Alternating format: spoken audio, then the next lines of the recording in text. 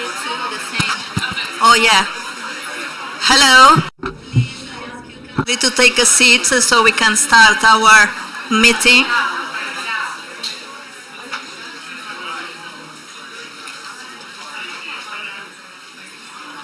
Welcome, everybody.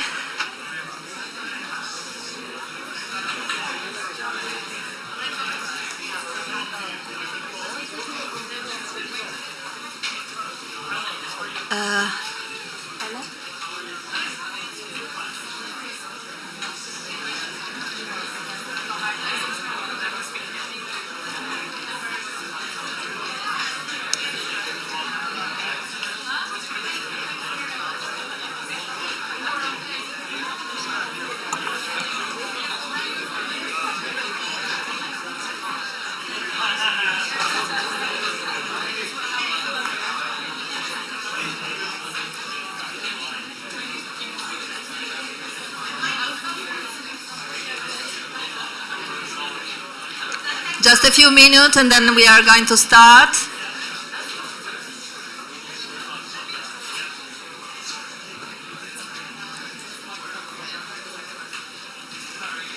Hi, everybody, welcome to Italy.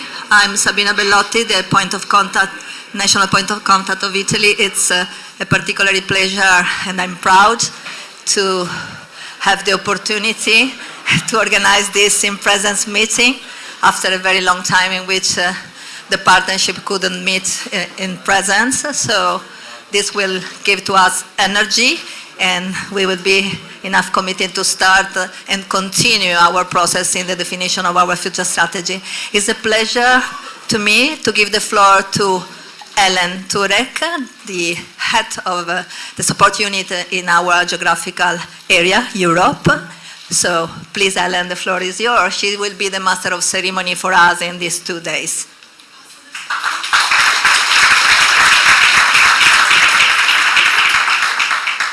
Good morning, everybody. If you're standing up, please sit down and move into the center. This auditorium's going to be full, so get to know your neighbors. But welcome to the OGP Europe Regional Meeting 2022, co-hosted by the governments of Italy and Estonia. Good morning to everybody here in Rome and watching on the live stream. Buongiorno a tutte e a tutti. Chi a Roma e Good morning, everyone. Everyone is following us online and present. I've been learning a little Italian. I am the Europe lead with the OGP support unit, and I am your master of ceremonies this morning. It gives me great pleasure. It is a real delight to see a room full of people here. It's been some years since open government champions have convened and come together to talk about our common issues. I cannot wait to experience the energy, the passion, the enthusiasm of this community over the next couple of days. We have many important conversations ahead of us, hopefully lots of fun and laughter too. And this is really a moment to reconnect, to find new ideas, paths forward to tackle our common challenges. I ask you to contribute and be active online. Our hashtag is #OGPItaly2022. We'll be very active on Twitter. During this morning's sessions, there's going to be opportunities to contribute to the dialogues on stage using Mentimeter. This is an online tool. You just need a smartphone and internet connection. The Wi-Fi details are on the back of your badge, along with interpretation channels. The moderators for the dialogues will be explaining how and when you can contribute. So, let me introduce our first speakers for official welcome remarks. I will introduce them all in one go and then invite them up one by one. So, Paolo Pisano, Advisor for Digital Economy and Technological Innovation with the Government of Italy.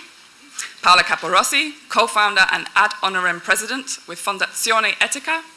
And Taima Petikop, Secretary of State with the Government Office of Estonia.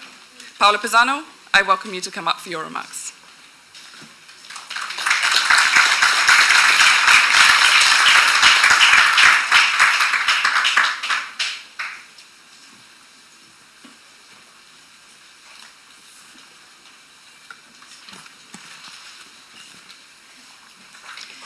CEO of Government Partnership Saniai Pradhan, Secretary of State Tamir Peterkop, Minister Excellencies, participant, welcome to Rome for the Europe Regional Meeting of the Open Government Partnership. We are delighted that you are here in such an important moment for the future of our partnership. I'm pleased to meet and greet each of you after the sudden interruption and the long gap imposed on us by the COVID-19 pandemic. We have ahead of us 2 days of exchanges, passionate discussions, and thoughtful insight of the future of open government. In the past decade, open government has come a long way. Reforms from public sector and civil society from all around the world have gathered into a global movement, epitomized by the establishment of the Open Government Partnership in the 2011. Italy is proud to be part of it since its beginning, as national government and through regional and local actions. Open government agendas have broadened their scope in the last years to include many different policy objectives, evolving from an initial focus on increasing transparency toward more ambitious goals, such as fostering democracy and gathering inclusive growth. Now, we are called upon to explore into the first 10 years of the partnership and to lead it into the future. We will soon discuss the strategic direction for the Open Government Partnership for its 2023 to 2028 master plan, based on the lesson learned from 10 years of evidence from OGP and the community consultation carried out between May to August 2022. This strategy process is the most exhaustive update for the Open Government Partnership since the 2014, and also a highly ambitious exercise, but is a necessary one. We have faced some challenging along the way, but we have also reached some great accomplishment in the open government policies. And OGP has been a growing partnership, especially in Europe, and we have welcomed several members, and we must remain open to continuous welcoming all partners wishing to adhere to the OGP core eligibility criteria: fiscal transparency, access to information, public official asset disclosure, and citizen engagement. I look forward to further exchange with you in the next 2 days, and I hand over to Paola Caporossi as representative of the newly appointed Multi-Stakeholder Forum. Paola, the floor is yours.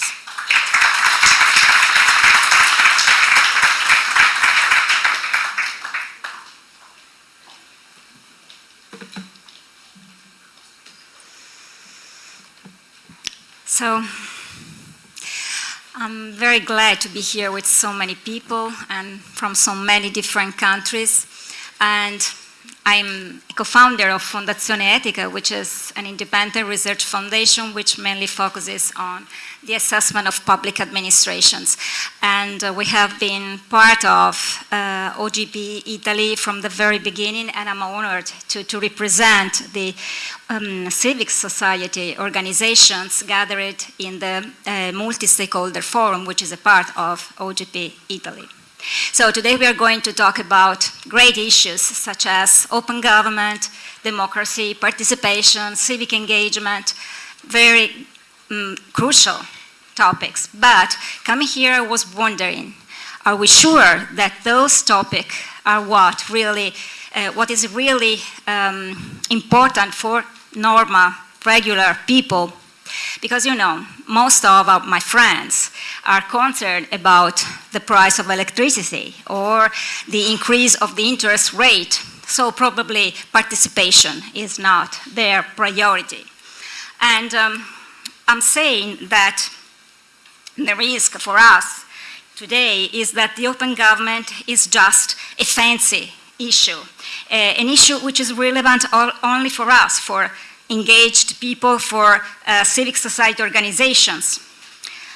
Some people don't even know about open government.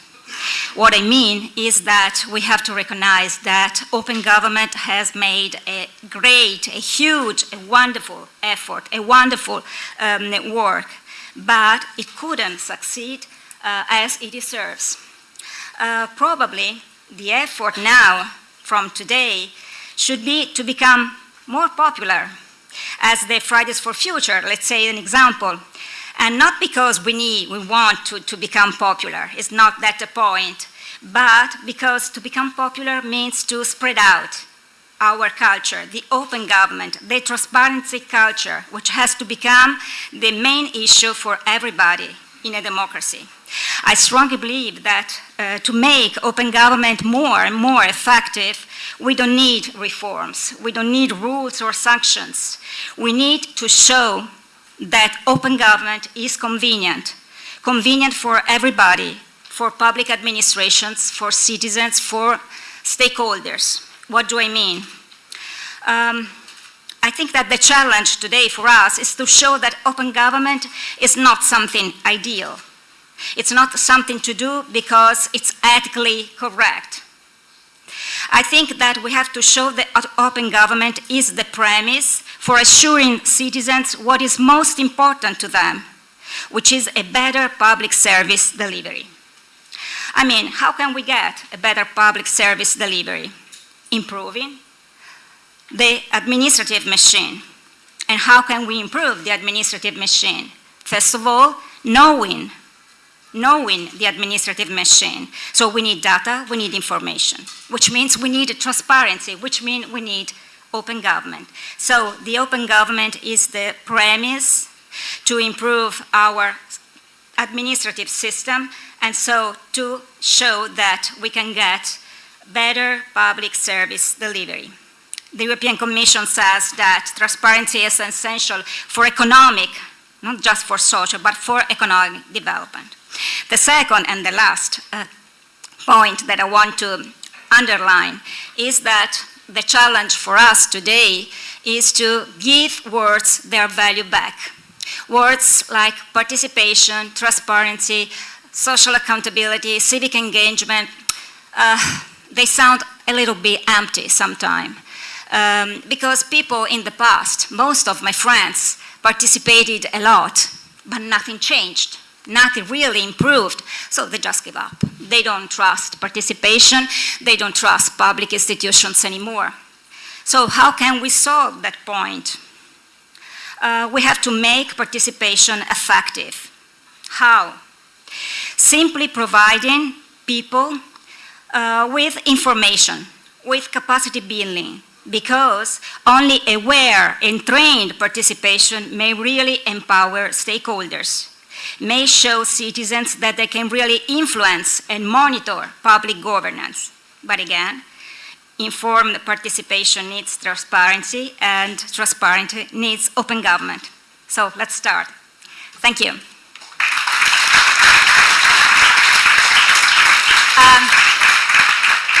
I want to introduce Taimar Petkov. Sorry for the pronunciation, but I'm glad to have you here.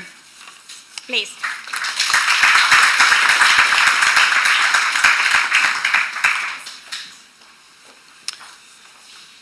Good morning, everybody. Yes, my name is a bit difficult, even Estonians don't get it right. I'm very happy to be here. I'm very happy to have a chance to address this crowd. Thank you, Italy, for hosting us. Thank you, Italy, and Aiden Ayakuse for developing the strategy for OGP. And I promise that we, Estonia, together with our co-chair, Annabel Cruz, will continue your good work, and hopefully through co-creation with all of you, we'll get the strategy that is suitable for the difficult times that we are living in these days. What makes unique the open government partnership is the core principle that initiating change, implementing change, is done together with the civil society, local governments, and the governments. In these difficult times that we are living in, this principle is under more strain than ever. It's easier in times of crisis, that it's necessary in times of crisis to make quick decisions based on very few data, not involving all the participants. We saw that in the beginning of COVID crisis when countries were shut down like that, not with the discussing nationally or internationally what are the consequences. This has, since we've been living in crisis ever since, first it was COVID, now it's the Russian aggression against Ukraine that is producing more and more effects on us that can be a counter crisis as well. And above that all is the climate change that is affecting our lives, that is an existential threat to humanity. So it can be safe to say that we'll continue to live in crisis for the foreseeable future. And in that context, we need to find a way how to make that partnership work in that context where you need to make decisions when you don't have routines established how the government works, but the way you make decisions has changed. So the partnership between the civil society and governments and local governments, we need to make it work in this new environment that they can support each other in a ways that will use each other's strengths. Civil societies are often much quicker to react for the crisis than the governments are. So the governments need to trust civil societies more in some areas. These relationships need to be in place in times of normal life. So when crises are coming, when the crisis attacks us, then we are ready to work on based on that these crises, these relationships with the civil society and local governments. And I think the best example is Ukraine these days. And that against the threat, it's not only the president, it's the government, but it's the entire society. I think a lot of success stories behind Ukrainian resistance is their strong civil society, and hopefully we can learn from that as well. I wish that we have a very good discussions in the days ahead of us, where we can share our experience in dealing with this crisis and dealing with the issues of open government. Please share not only your success stories, but your failures as well, so we can learn from each other and then we don't need to go through those failures ourselves. Thank you.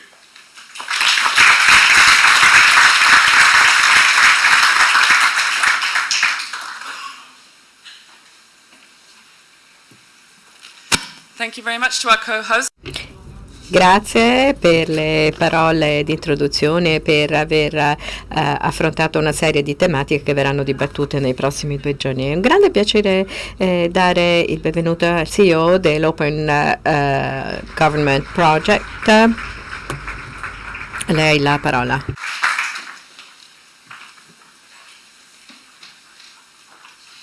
A lei la parola, Sanjay Patan.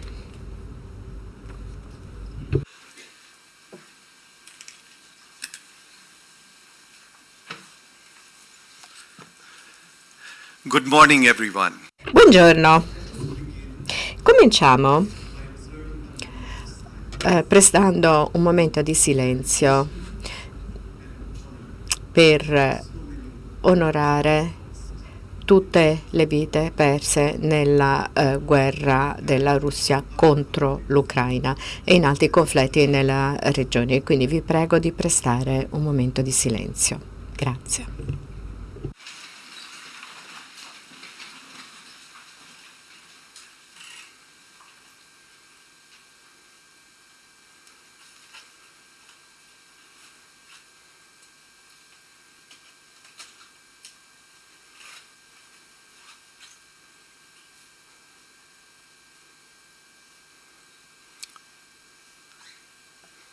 Thank you. Grazie.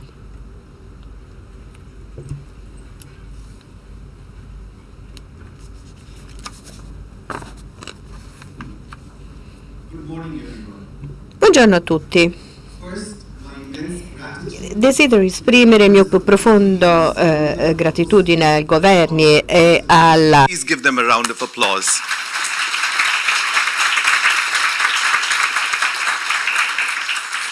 It is so wonderful to be here with all of you in 3 dimensions, in person again, after the long hiatus imposed by the pandemic. And it is a particular pleasure for me to be here in Europe, our region with the largest number of OGP members, where we welcome 11 new local OGP members today. Please give them a round of applause.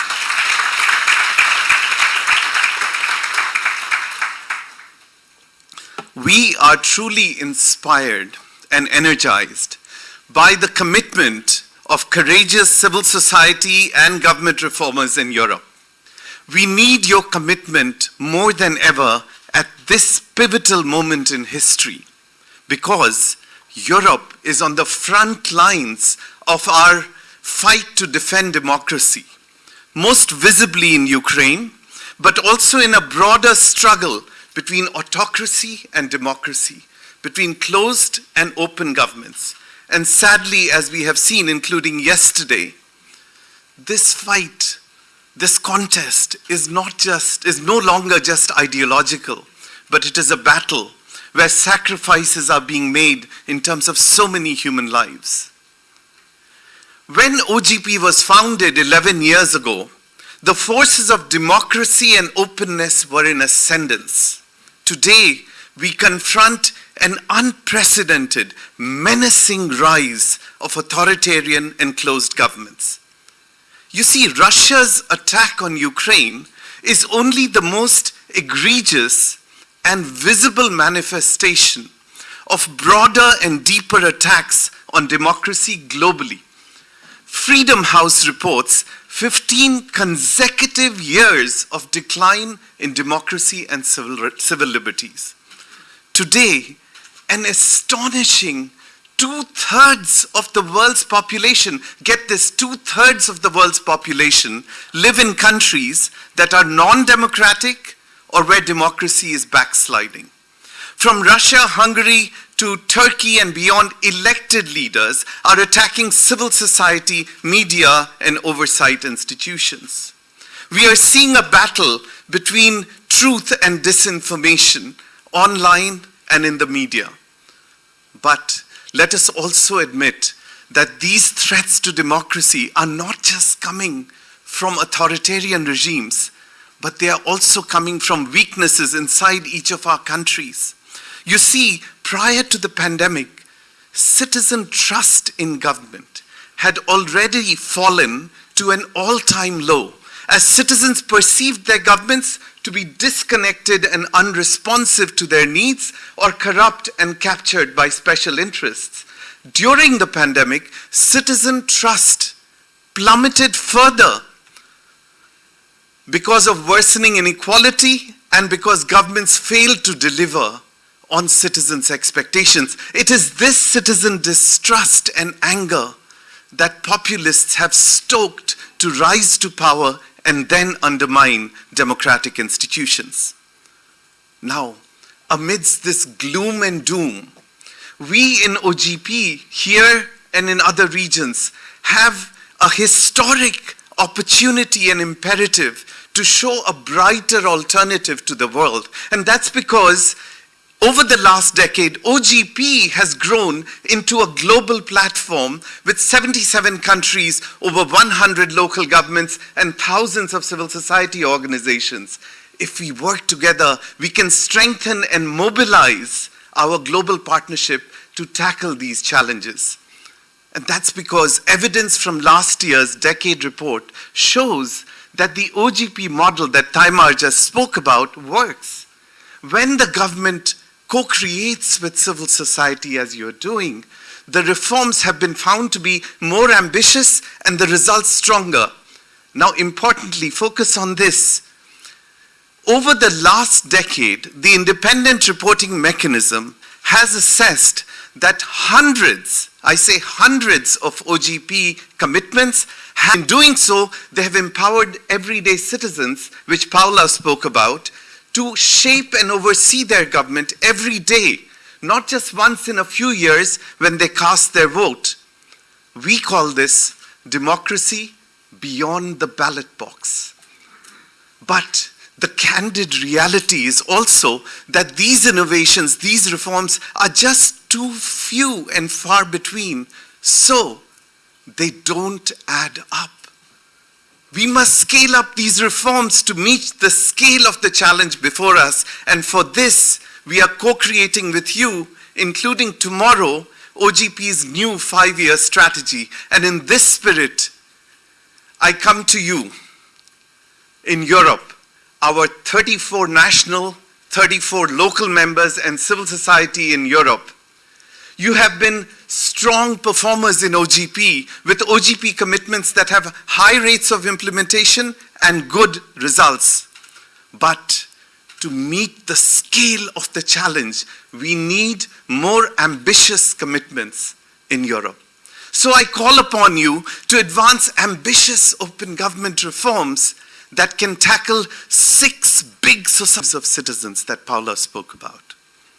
First, combat corruption. Globally, governments spend staggering $13 trillion through procurement contracts, but only 3% are published openly. Let us seek inspiration from Europe, where courageous OGP reformers have disclosed as open data previously opaque contracts captured by powerful oligarchs, resulting in fiscal savings of $1 billion in 2 years, 80% of businesses reporting reduced corruption, and 50% businesses bidding for new contracts.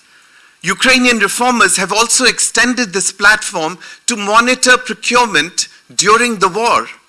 Inspired by such results, 70 OGP governments, including several in the room, have committed to open contract.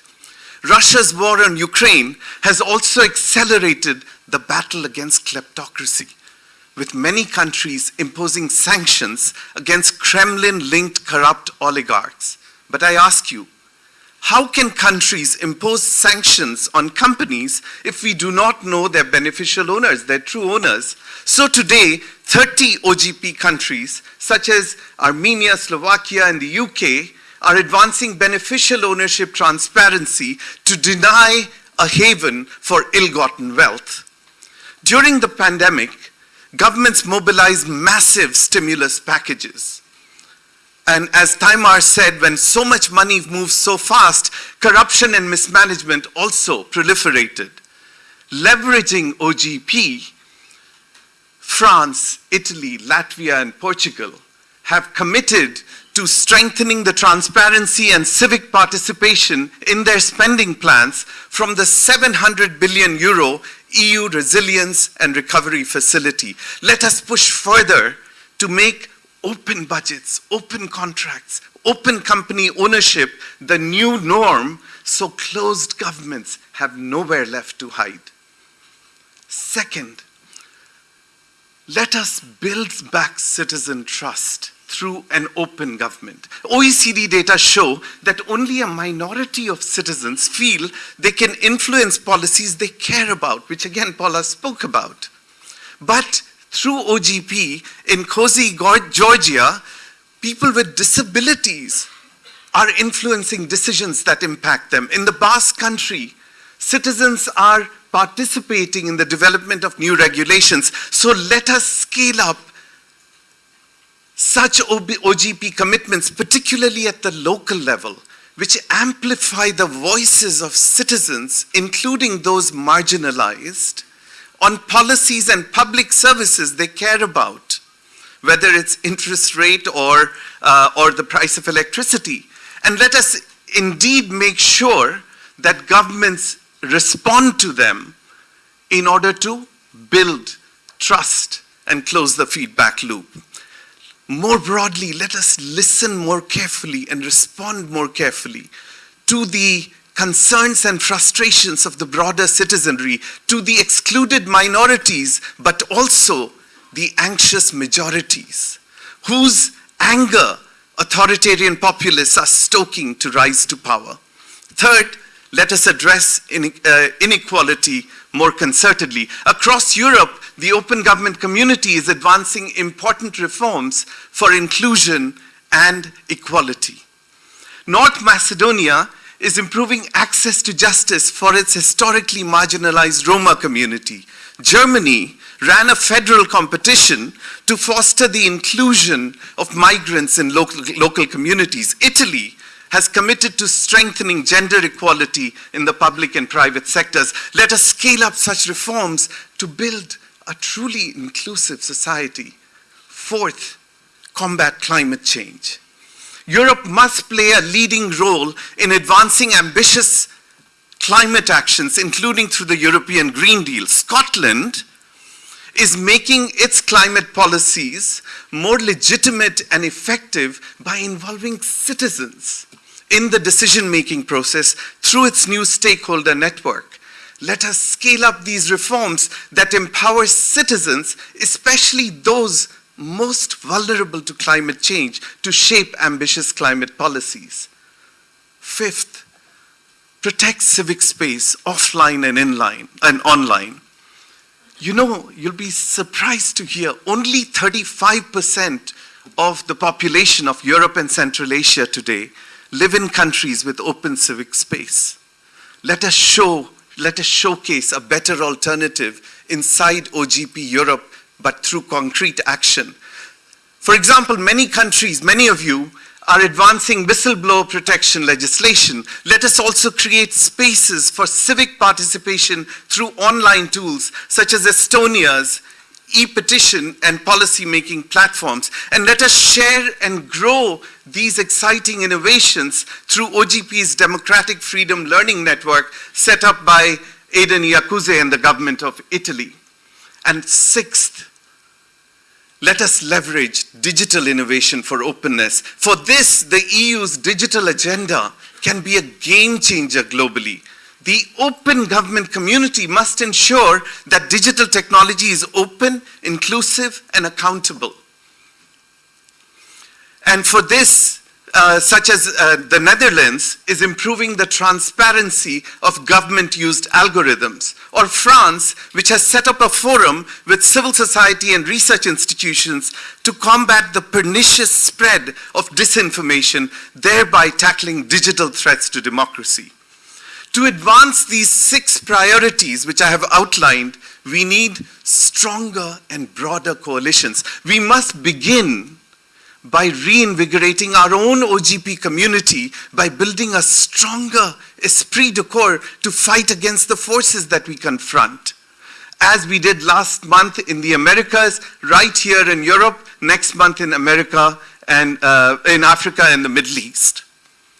And let us forge new coalitions with actors who have traditionally not engaged in OGP, such as youth and social movements that can mobilize citizens as allies, or broader cabinet ministers, parliamentarians, judiciaries, or business associations who can work with us together to advance ambitious reforms. So let me close where I began. This is indeed the moment for Europe to continue showing its collective strength in the face of external aggression. But Europe must also tackle internal threats to democracy, stemming from plummeting citizen trust in government. You know, OGP's distinctive strength is we are a partnership of action, not empty rhetoric. So I call upon you to advance ambitious open government reforms that can deliver better democracy in the lived experience of citizens.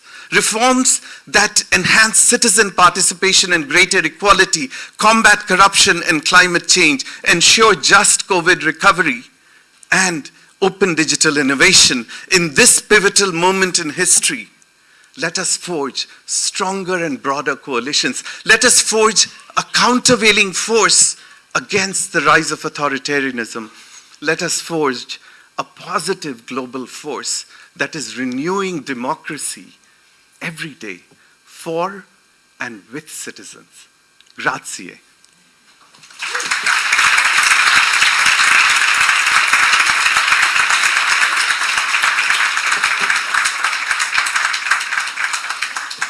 Thank you so much, Sanjay, for this inspiring speech. I'm very happy that we're going to be tackling a number of these big 6 issues in the breakout sessions over the course of the next 2 days.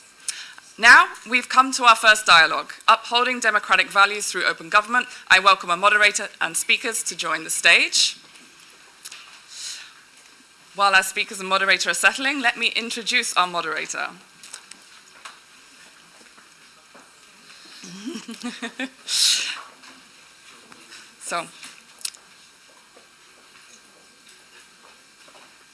Wonderful. So, our moderator, John Alexander. He is the co-founder of the New Citizenship Project and the author of Citizens, Why the Key to Fixing Everything is All of Us. Citizens is one of McKinsey's top 5 recommended books for 2022 and has been listed by the Financial Times as one of the most important political books of the year. John, it's a pleasure to have you here. Let me hand over to you, John, to introduce the session and your speakers. Thank you very much for having me, and it's really wonderful to be here and be part of this conversation. As a little bit of an outsider, but I'll say a bit more in a moment. You will have been able to identify a female panel, so hooray for this to start with. So I have to my left, yes. I feel a bit of a letdown on that front, to be honest, but never mind. I'll try and keep the end up. I have to my left Zuzana Vink, of the director of Currents, a civil society organisation in Slovakia. I have Gunn Karin Juhl, State Secretary of the Ministry of Local Government and Regional Development in Norway. And I have Gillian Dorner, Senior Counsellor and the Director of Public Governance at the OECD. And we're going to get into a conversation. I really loved the energy and the framing coming into this space. This idea that actually, and it's interesting, we sort of talk in 2 ways about this moment in time. We talk about defending democracy, and we also talk about renewing democracy. And we heard both those bits of language in Sanjay's address. Just to say a brief word, just to situate myself in the conversation, really, that my background originally was in the advertising industry and using, and yeah, there we go, some interesting facial expressions. Not just facial expressions, outright laughter. Using the skills I have really to sell people stuff as consumers. And then I went on a big journey, really, of asking, well, what are we doing in the world when that's the story of the individual in society? And coming out by saying, well, what if we use those skills and brought that kind of level of imagination to inviting people into their agency as citizens? Hence the title of the book.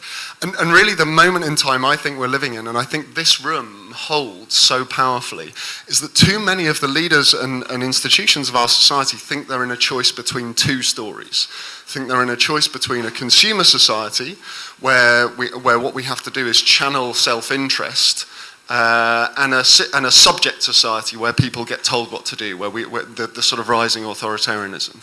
And what I think is possible in this moment, and the reason for writing the book, is a step into this idea of people as citizens, as active participants in shaping the world we live in.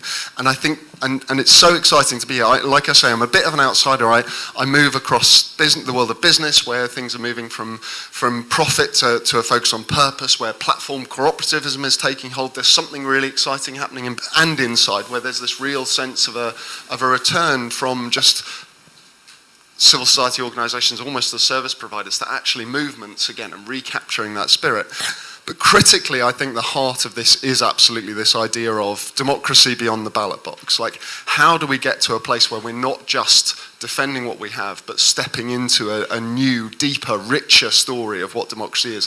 A friend of mine, Yasmani Arboleda, who's the artist in residence at the New York City Civic Engagement Commission, has this lovely thing. He says, democracy should be like honey, sticky and sweet, and something everyone wants to taste. And so I'll leave my... like I say, the spirit of this conversation that we want to have is this idea of, like, how do we really step into that? How do we make this step change in this moment in time? And that's the question that we want to try and hold as a panel here. I should say briefly, we are using using enter this code. We'll leave that up for a moment. We will sort of bring in some questions from the audience fairly soon. So if you have them, start putting them in there whenever you feel so inclined, and we will see where we go. But we wanted to start this conversation actually by sharing some stories. So I'm going to and really starting by rooting ourselves in what open government can be, what we can do, what's possible. And I'm very excited to start with Karen and a specific project that's going on in Norway, kicking off right now, I believe.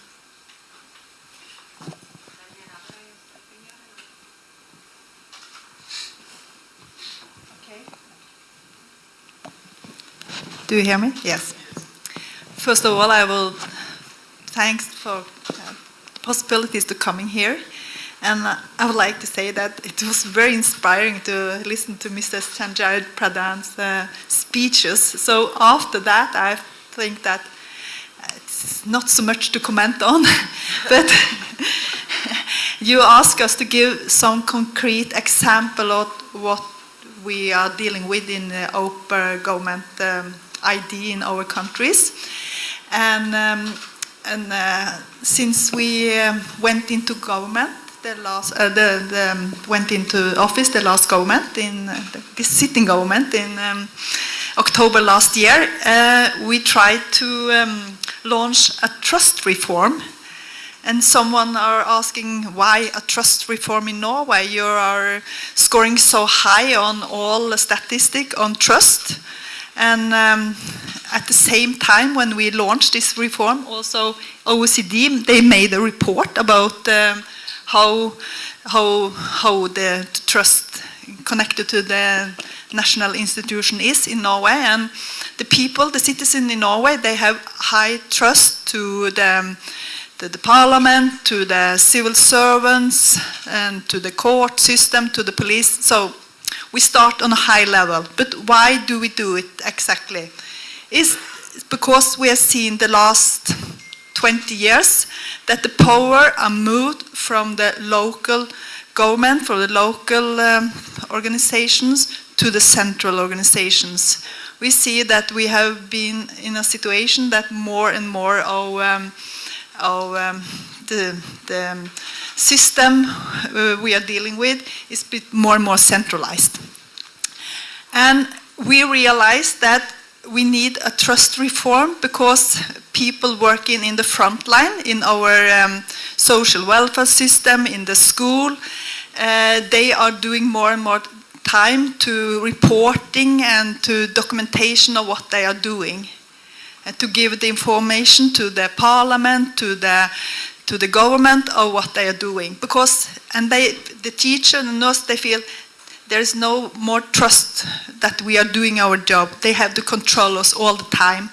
And because of that, we try to cutting these red tapes, just to reduce the documentation, just to reduce the reporting for these groups, and let them do their works, let them be a good teacher for the children, let them be a good health workers.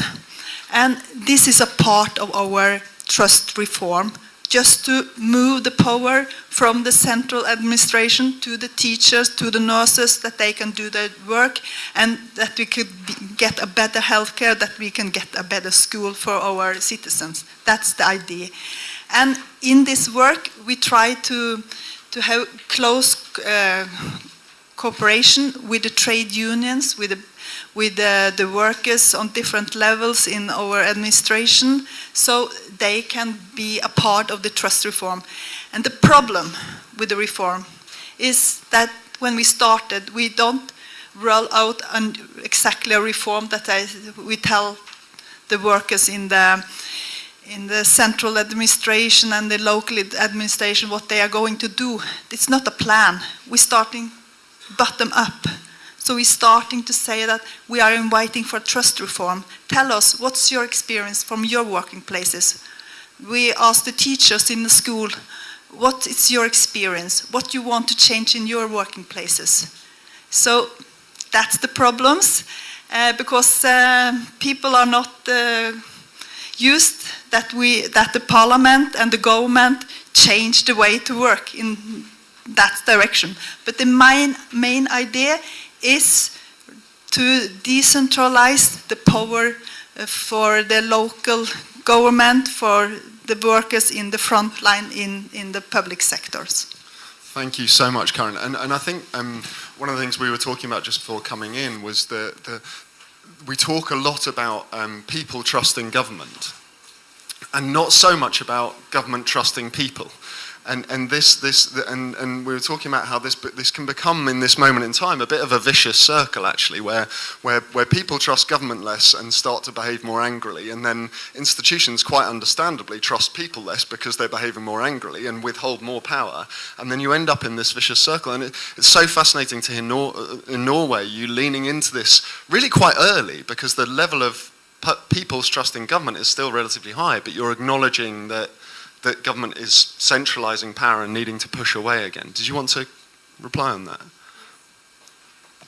Yes, I can confirm that there have been a development the last 20 years that the government don't trust the people. So I think that because we have done more and more regulation of our system, more and more detailed regulation of the system in the healthcare, in the school, and elderly care. So we need to switch it. So this idea of regulating everything, measuring everything, like almost actually restricts trust in people. Very interesting. Yeah. For example, every time we experience a crisis, is some of the, maybe in the healthcare or in the school, the politician in the parliament decided to make more detailed control of the system, instead of have trust that the people who are put to do the work, that they are able to do it. So there's something here as we start to think about, like, how do we move into this phase that is like actually decentralizing radically, pushing power, like almost paradoxically in this moment, pushing power closer to people. Gillian, I wonder if I could bring you into this and like your kind of an example for you of open government at its best and what you're most excited about in this moment. Let me see. No. Can you hear me now? No? I think we might try one more. Hello? Yes. Hey. Okay, great. Thank you, and it's a real pleasure to be here. I have to say that this is a topic that I am particularly passionate about, and having joined the OECD 2 years ago, I've had the pleasure of taking on a new initiative at the OECD called Building Trust and Reinforcing Democracy, of which the open government work that we do very closely with the OGP is a central part. And I wanted to bring, if it's okay with you, two, well, maybe three. I don't know. Maybe These three panelists. examples. I want to start at the political level, because from my perspective, and having worked in government for most of my life, if we want something like this to work, there has to be political buy-in. And we need the grassroots, as you were talking about, but we also need the top-down approach. And something that I have taken a lot of reassurance from in the past year has been seeing OECD member countries step up and say, we need to do something about our democracies. For so long, we have talked about democracy in the world. How are we going to promote democracy in the world? But actually now, our member countries are saying, we need to do that, but we also need to do something about our own democracies. And it's been a slow process. Prior to last year, I think there was probably quite a bit of reluctance to talk about strengthening democracy within our own borders. But we're there, and we are looking forward to a ministerial event in November in Luxembourg, which will essentially have first discussions on how can the OECD make this a top priority. So for me, that is fantastic news. And then I want to go right down to the technical level. As many of you will know, the OECD does many technical projects with both member and non-member countries. We work particularly closely with countries in the EU Eastern neighbourhood and work closely with Ukraine as well. And I have to say, with thanks to the EEA Norway grants, where we're looking to do an open government strategy, and where Romania have recognised that one of the key issues they need to address is how the government engages with civil society. And this is basically what we're talking about here is if we're going to advance on the open government agenda, we need government to be working hand in hand with civil society and therefore there to be a trusting relationship between the two. And that's where even the first discussions around this open government strategy with civil society are starting to pay dividends. So that is my key example of where, you know, open government can play a really significant role at the current juncture. Wonderful. I'm just going to come back to you a little more depth again. So we heard something about sort of pushing power out and institutions trusting people and trusting civil society. You're talking a bit more at the political level, as you say, sort of top down as well, and almost like organising among politicians. It sounds like. I mean, you make me think of the work of the Apolitical Foundation actually, and which is a new organisation that's just springing up and kind of bringing together and leaning into the idea that actually politicians might need training. Like it's the line that Apolitical take is that being a politician is the only career you can do where you don't have professional development, which is maybe an interesting space. But I wonder if you could just say a bit more about what you think that sort of building political buy-in might look like, whether that's a different thing in this spirit of like, if we're making a step change in this moment in time, if we know we're doing really well, that this community is vital and growing and powerful, and we know we need to do so much more, maybe just reflect a little more on that for us. I won't go into detail about how I feel politicians in my own country need to be trained, but Gillian and I share a bit of a burden at the moment, shall we say. So, absolutely. I mean, buy-in, obviously, at the top, to do some form of strategic approach to reinforcing democracy is absolutely critical. And as I say, I feel that that is there in many OECD countries, and that includes many OGP member countries. I think there's 19 EU countries in the OECD that are part also of the OGP. You need that, but you need that strategy, and that strategy can't just be one strategy in one area. This needs to link up across multiple different areas. So whether that be an open data strategy, whether that be an anti-corruption strategy, whether that be citizen participation strategy. I think part of the problem with government right now is that we have piecemeal open government approaches and we don't have a coherent vision for open government or for reinforcing democracy across our countries. Now, having that strategy in place is the first step, but it's not going to be enough. You actually need transformation from within government, and this is bringing me to your point, John, sorry for going slightly away from it. As you say, civil servants, politicians, I mean, I'm speaking as a previous UK senior civil servant here. For so many years, we have been a bit, let's say, lax about the fact that we are operating within a democracy. I have to say that when I left university and went straight into government, I didn't think I'm going to work within a democracy.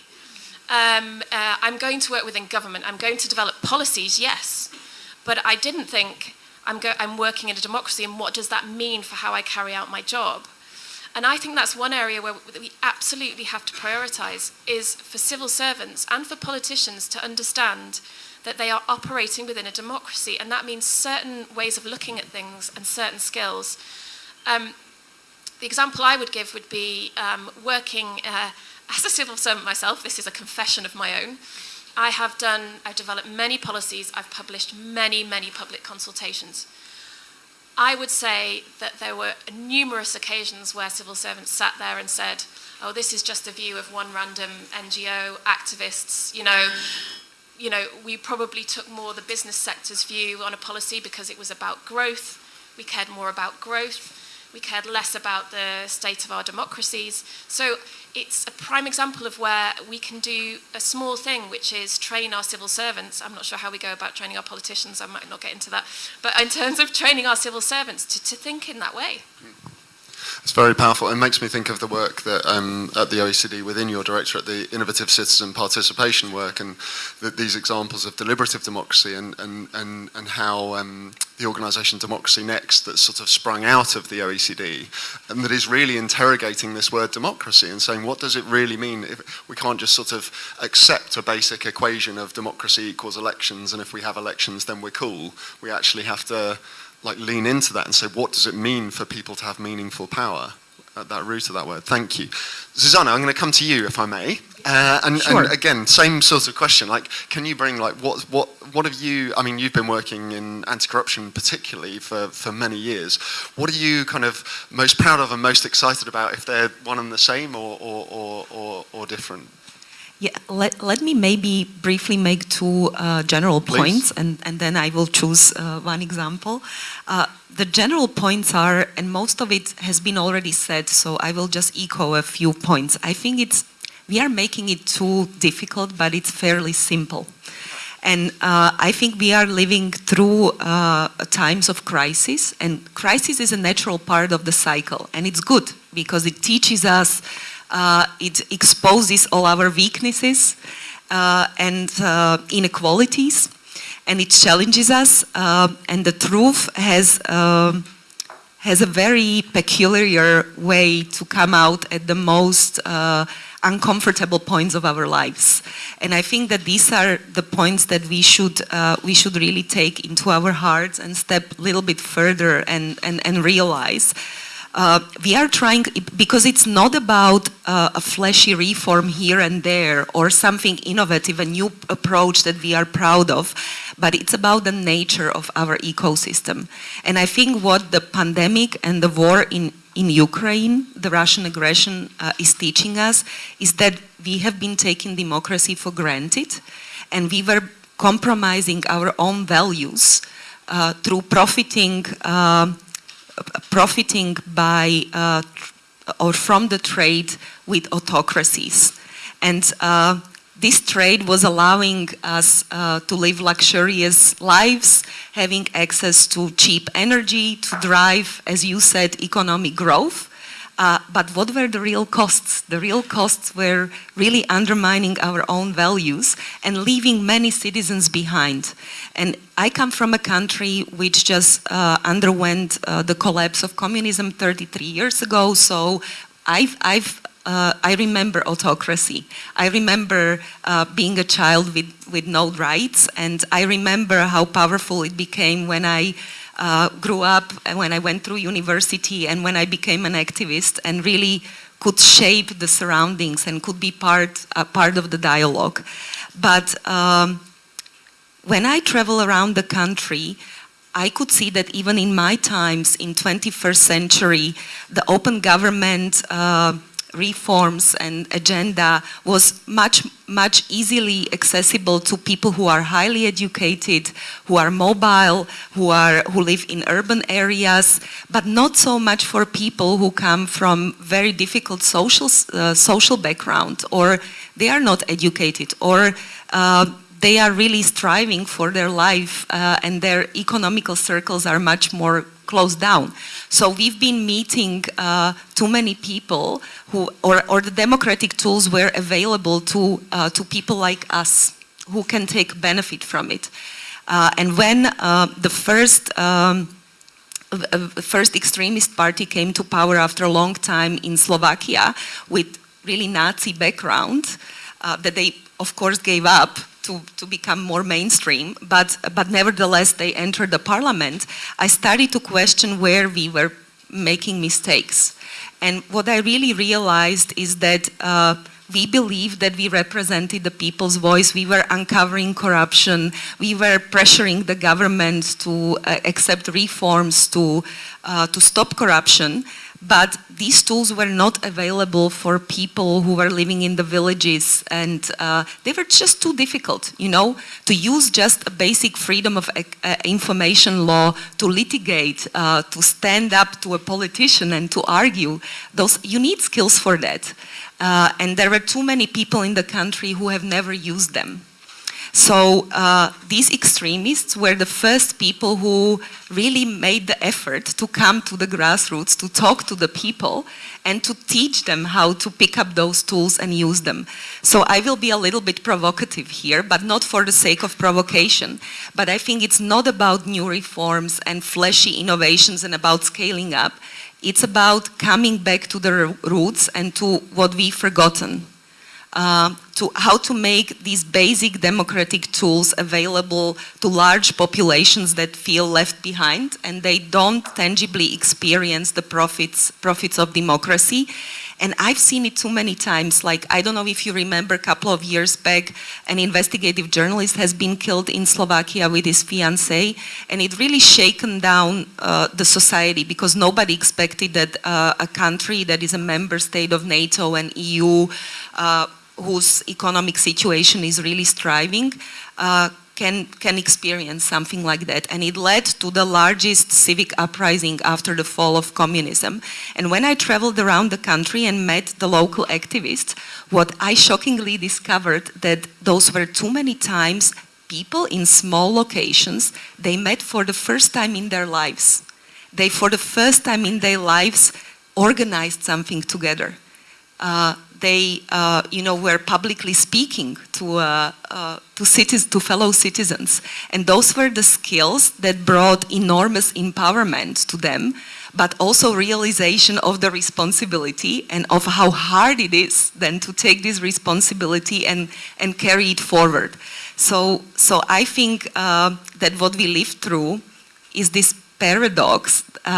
That the very power that is driving the discontent and channeling the anger is actually the tool that will heal us, because it makes these democratic tools available to everyday citizens for the first time in their lives. And of course, when you are a pupil, you are not going to ski a very difficult slope, but we somehow expect that people who pick up the citizens' rights for the first time, they will be able to execute them well. Or politicians who are entering the politics for the first time in their lives will govern well. And what we see is basically for the first time in century a scale up of the of democracy beyond the elite circles. And we just need to learn how to deal with that. But we can bring these tools back to the grassroots and make people really matter. But those are already the general narratives that we all speak about. The trick is how to really deliver it in the really hard circumstances. And this is the last point I am going to make, and sorry for such a lengthy intervention. I think everyone's wrapped, so carry on. Sorry. What I see is, too many governments come to power with this narrative of finally making the change. But when they enter the power, sooner or later, a challenge will come that will cause them making a mistake. And then it's about if they will follow the values and principles, and if they will make the painful choices of stepping down, or really just clearly admitting the mistake, or covering up. And they choose, of course, the most comfortable path to stay in power, cover up. And of course, then people, for too many years, we have been collaborators. And of course, there is a point where people just will become too angry and will turn it against the system. So we need to really figure out how to just keep us being truthful to what we promise and living up to the promises. There's so much in there. There's a couple of things I just want to draw out and maybe underline. When you talk about, I think some of what you're saying is that this sort of move from, and as you related it to me before the session, this move in your organisation from sort of doing accountability for people to doing accountability with people, kind of like and building community as essential work of true accountability, I think is fascinating. And I think some of what you're saying, if I hear you correctly, is that we have to learn from some of the tools and techniques that some of those who would actually bring authoritarianism have been using. They have been going to the communities. They have been sort of putting power in people's hands. It makes me think one of the weirder experiences of the research for the book was I actually went quite deep into the QAnon conspiracy theory and movement, and it's fascinating. Like, I came back out again, don't worry. But the starting point for so much of that says we need you. It says we need you to help figure out what's going on in the. You have a role here. You are needed. And when I interviewed people, they were saying, well, no one had said that to us before. Like they didn't speak to us as if we state these values. Well, they are tested themselves. When the first scandal comes, they choose a path of covering up the truth, and not paying the painful consequence for mistakes. That's one thing, you know. And the second thing, it's about the traditional, most basic things. And I was looking up for Helen, my colleague, who's been an advocate for access to information for a long time. And it's basically about this. You know, there has been these laws for access to information for decades, but there are groups of societies that never use them and never use them, because it was too difficult. The legal language was too difficult, the litigation was too difficult, you needed a lawyer, you needed to be really confident to stand up, to speak publicly, to address a politician, to address power on the other side, to use these tools.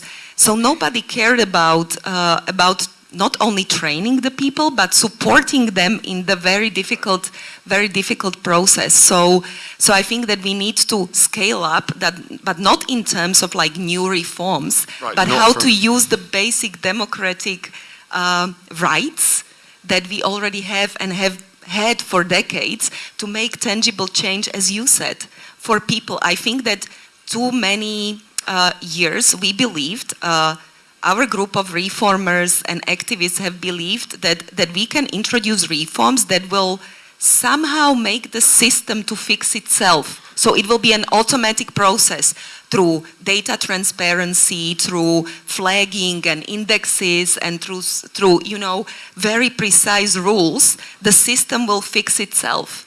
But what we forgot is that then it's diminishing space for people, that nobody is asking if people feel part of the process, if they don't feel left out, if anybody asks them what their life situation is, if they tangibly feel that the system is fair.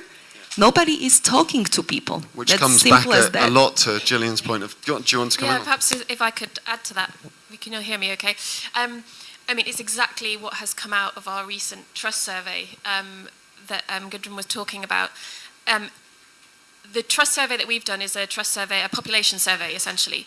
But rather than just being about levels of trust, this is about what drives trust in citizens. And what our survey has found is that one of the greatest areas where we could actually make a difference is allowing citizens to feel that they have a voice. So only, or allowing citizens to have a voice. Well, exactly, or even have a voice, exactly. You know, we found that only like a third of people actually felt that the government would change the way they did things based on citizens' opinions. And yet, it was one of the areas that is likely to have the greatest leverage in terms of rising levels of trust.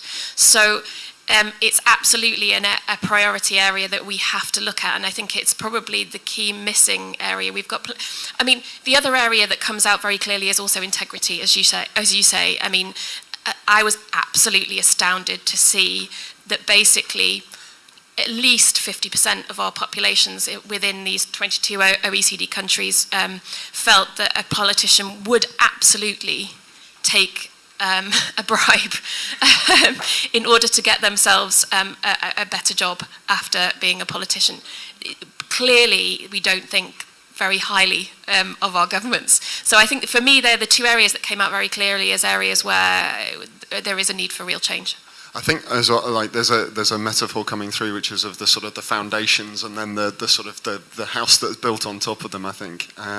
So we're going to come to a couple of questions, so we'll see what the questions that are coming in. And I just wanted to share one thing from Yasmani, whose democracy should be sweet like honey, that I mentioned at the beginning. So it speaks very powerfully to what you're saying, what they did in New York City. Can we see the questions up so as they start to come in, please? was they created what they called the People's Bus, and they reclaimed an old incarceration bus in New York City and turned it into a party bus and sent it around all the districts where mutual aid had been strongest during the first outbreak of the COVID pandemic to hold street parties, and it was accompanied by what was called the ice cream truck of rights, but just like going and organising with people and putting power in people's hands and putting the information in people's hands in a way that was joyful and meaningful. So we'll sort of trying to work out where to look and how to do this, but we'll see where we go from here. Just as I read a few of the questions, I might, Karen, just invite you. We've talked a lot about politicians, and you're the politician on the panel. So, what are you hearing in this? Is this all things you've heard before and know, or would you come back on anything? I think trust, the citizens' trust to politicians is very important, and I think this is one of the biggest debates in Norway all the time, because if the people, the citizens, not has trust to the politician, that they are not corrupt, that they are following what they have promised to do during the election campaign, we lose the next election. That is the nice thing with the democracy. So if we are promised too much, if we are not to trust, they can change us out in the next election. So I think that is the easiest way to answer this question. But also during the time we are sitting in government, we also have to have a close connection with the citizen and to have a good dialogue. And in the Norwegian system, we try to have to have the citizens' influence with that. We have a system with public hearings. It means that ordinary people and special organization can influence on the government's politics. If we try to raise a new law, we always have to have a public hearing before we the Parliament can adopt it. And this public hearing is open for all. It's for you. If you are being a Norwegian citizen, you could answer for this hearing and say, this is the proposal you present is terrible. You have to change it. Very good, thank you, Karen. I'm going to, Gillian, there was a very specific OECD question. What is the OECD doing to promote the participation of citizens and civil society organisations in government processes? Okay, so we're doing this on multiple fronts. The one thing I would say is there is no silver bullet here. And that is why each country has to come from where they're currently at and say what are the different facets that we need in order to bring about more open government and reinforce democracy. So when it comes to the civic participation piece, we're looking at all possible avenues and learning from other countries, essentially. So we're looking at this from the perspective of deliberative democracy, which you know very well, John, and many of you will know Claudia, who used to work with us on this topic. And this is an area where we're looking at basically how do you directly bring citizens into dialogue with government. And I should say that that's not just something that you can do like that. You need to follow quite clear guidelines. You need to make sure there is an integrity in the process. You need to ensure that you're involving a diverse range of citizens. So that's one aspect that we're looking at. The other aspect we're looking at is public communication. How do we do that better? For so long, government communication has been about political grandstanding, what we want to say about how well we're doing.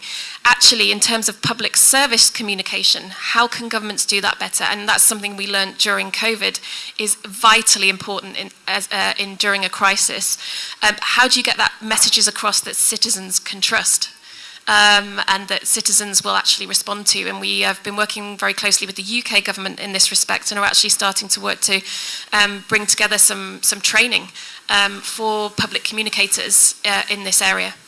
So that's two areas of example, but one thing I would say, and I'm probably giving a bit of a plug here, is for the upcoming Global Forum on Ministerial on Building Trust and Reinforcing Democracy, there is a whole pillar on citizen participation, representation and openness, and there will be a background paper that we published on that, as well as an action plan for OECD countries, a collective action plan. So I would encourage people to look on the website and see where that's going. I'm not only going to accept your plug, I'm going to ask you to do one more, because someone was asking what the name of the trust report that you've published is, so they can find that. It's got a really long title, which I can't remember exactly, but it's the OECD Survey on Drivers of Trust in Public Institutions, and the subtitle is Building Trust to Reinforce Democracy. It's out there, it's on the web, and I have a copy with me, which I should have brought up to do a little... You've got to learn from... You've got yours there. learn from the ad man on this one. I can help. Susanna, quick question. Well, probably not a particularly quick question, but there was a question like, practically, what are you doing to do some of what you're talking about? Like, can you give a really sort of concrete description? Yeah, as I was saying, I think it's really simple. It's about coming back to what we have known for decades, but we forgot to use. It's going to the communities, really knowing what they miss, and trying to figure out how we can change the ecosystem to serve them better. So, for example, when you really go to the communities, you find that it's very simple. They don't have access to money. The money that they have access to is very complicated. It's all very short-term. Have trust and strong networks in the community that can support them. They have difficulties to collaborate. So it's about very simple things. It's about really like going there and actually sort of going there, actually introducing actors to each other, using the convening power you have with your legitimacy and credibility to bring people together that have never met before at the grassroots level and change their granting schemes to accommodate better.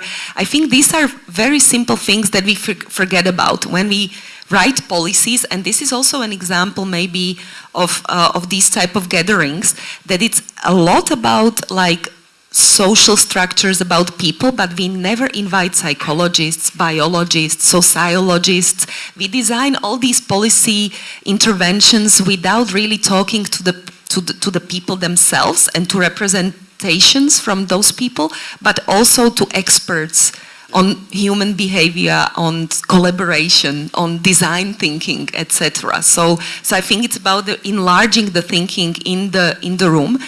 And maybe, sorry, I just there is one important point I think we forget, and I wanna touch, and that's where OGP comes in as a very important actor. And you mentioned it. It's about that politicians feel the need to promise, of course, when they are pledging for their office. But what we don't realize is that the world became so complicated and interconnected that most of these things are outside of the power ability of single governments and nations to solve. And Sanjay mentioned the beneficial ownership, and this is an area that I care about deeply and that has been fueling corruption in my own country. You know, we are a small open economy. And what happened is that most of the oligarchic structures are benefiting from the international financial system and parking the money in developed democracies. And what we don't realize is that we can do as much as we can, and I will talk about it in the later panel in the afternoon. We can introduce reforms, transparency in Slovakia. But if there are vested networks in the US, in the Netherlands, elsewhere, allowing the corruption and people benefiting from there, then our politicians, you know, can't solve the problem. We are really dependent.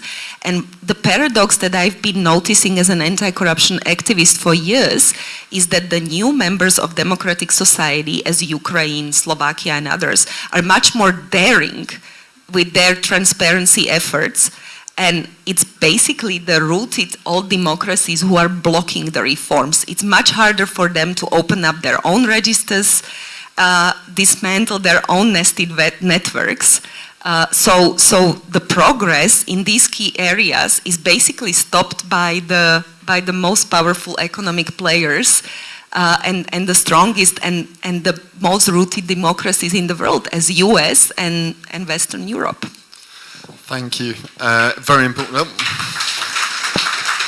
On that note, we're going to wrap this up and go to coffee break, but I'm going to ask each of the panelists just to give us, in order to launch one more, and you'll be, people are around, this is the Open Government Partnership, so you'll find these folks walking around for the rest of the couple of days to ask your questions of them.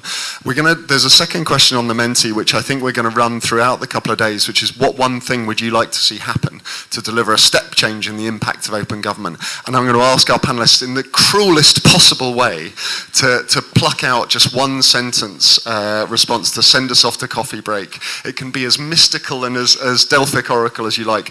The thing that's really, one thing I'm taking from this, I think is the word organising. And both among politicians and among citizens, I think is what I'm taking. So that's my lead off, and Gillian's looking most confident of the three, so I'm going to go to Gillian to respond with yours. My one step is national strategies. And I just wanted to add, because there was a question on here, we are currently working with Italy, with Francesco over there, with Sabina, and with Paola on developing an Italian open government strategy. And I think it's one area where we can really get governments to step up and make this a priority. Thank you. Karen? I think I would start in another end, and I would say reinforce the democracy. When we listen to... it touched me very much when you're talking about your experience from Slovakia for a long time ago when you had the autocracy and not the democracy. And we see that in all the European countries, included the Swedish and the Norwegian, there are forces who are threatening the democracy. So I think we have to strengthen the democracy also in the OGP. Thank you, Karen. And Susanna, send us the coffee. I would say integrity. I would say, like, let's wake up and ask every day the question if what we are doing is actually ethical or not. Every single step, because it's not about the reforms that matter, but the nature of the ecosystem. And there have been too many studies on ethics that show that all our ethical codes, all our reforms are useless when they are not practiced and reinforced by peer networks that matter in the time when you are making the crucial decisions. So I would say, let's live up to what we promise. Thank you so much. We'll go to coffee. We'll be back. Hold those thoughts, because we will start back.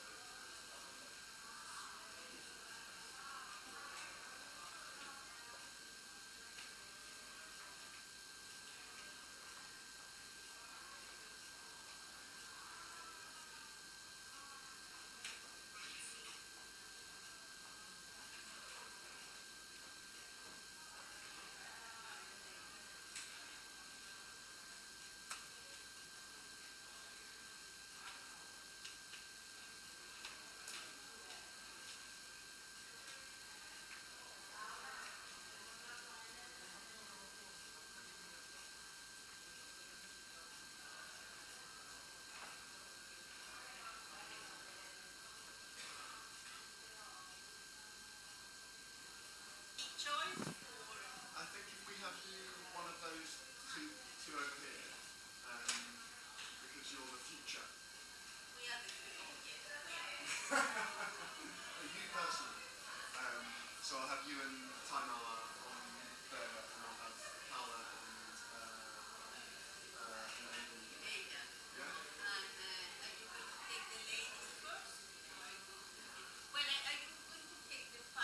I'll take the past before the future. And the lady before the gentleman.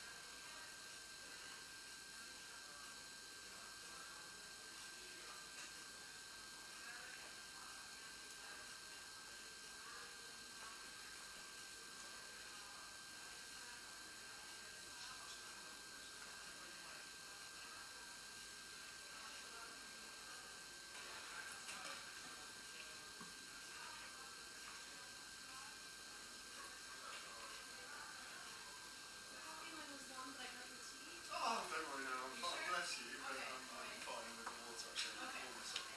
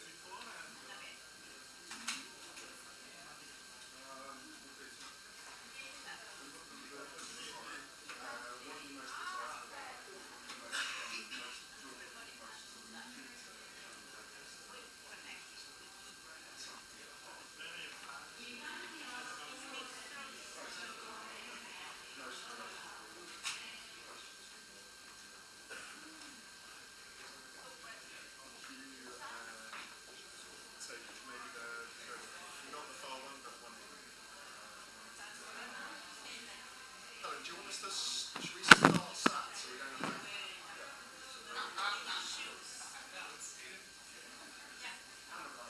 You're going to start on stage. Yes. So Aidan, I think you've been strategically located here. Yeah, I have. Where is it? It's behind the seat. It's right behind the seat.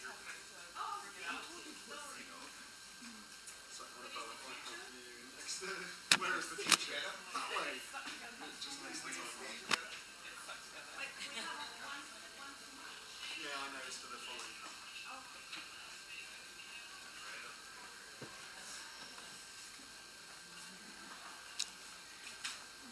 I'm just setting.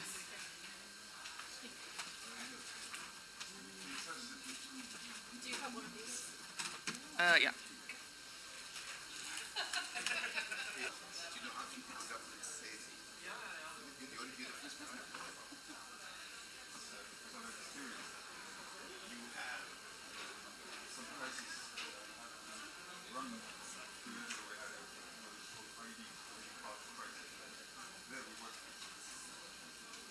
Companies, universities, civil society,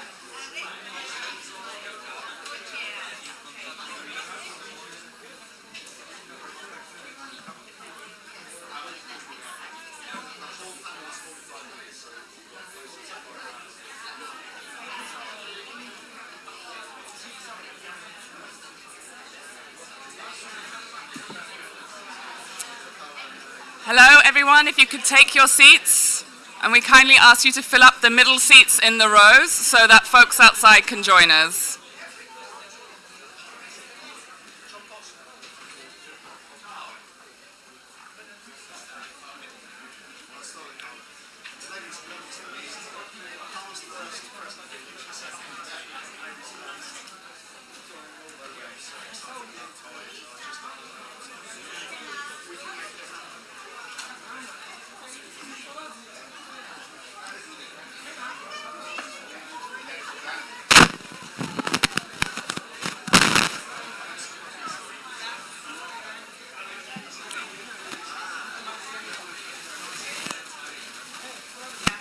Please take your seats as soon as possible.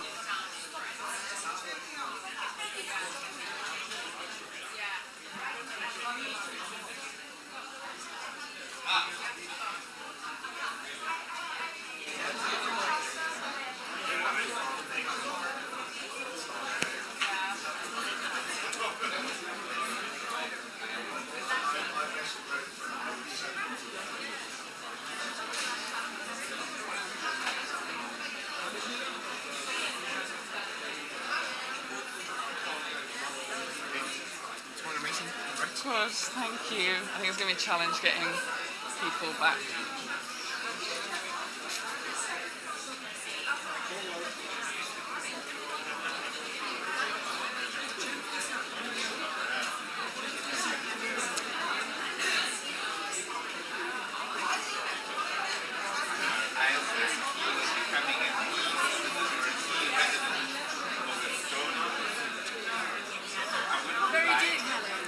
Thank you. I think it's going well. We're only a little bit behind as well.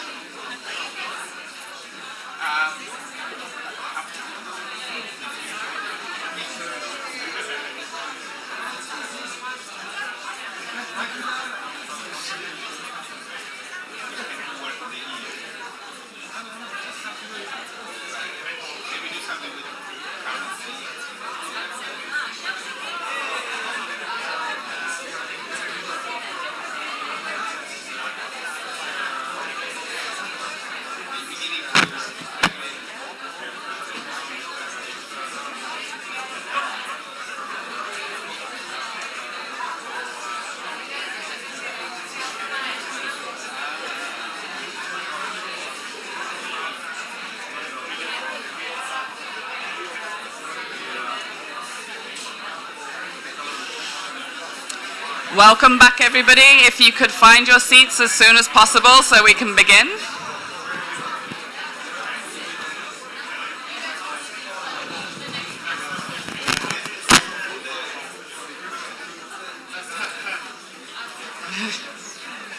1 more minute.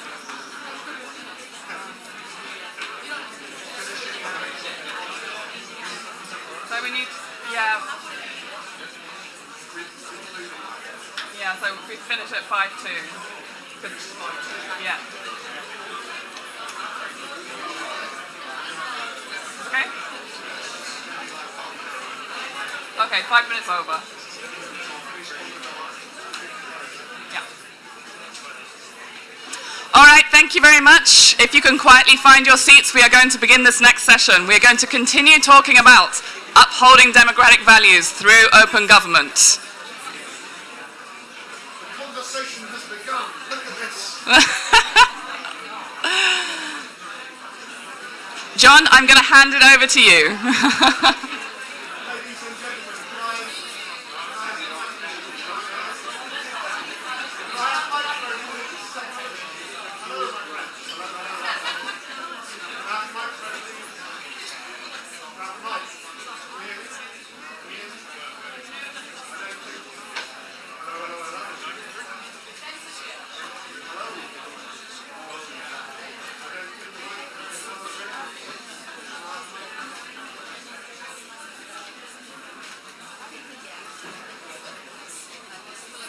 Can I have them? Whoa!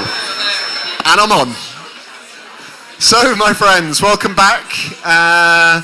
Obviously, the conversation is getting started. It's wonderful, as I think Sanjay said at the beginning, to be here in 3 dimensions with everybody. It's a novel experience for us all and a very exciting one.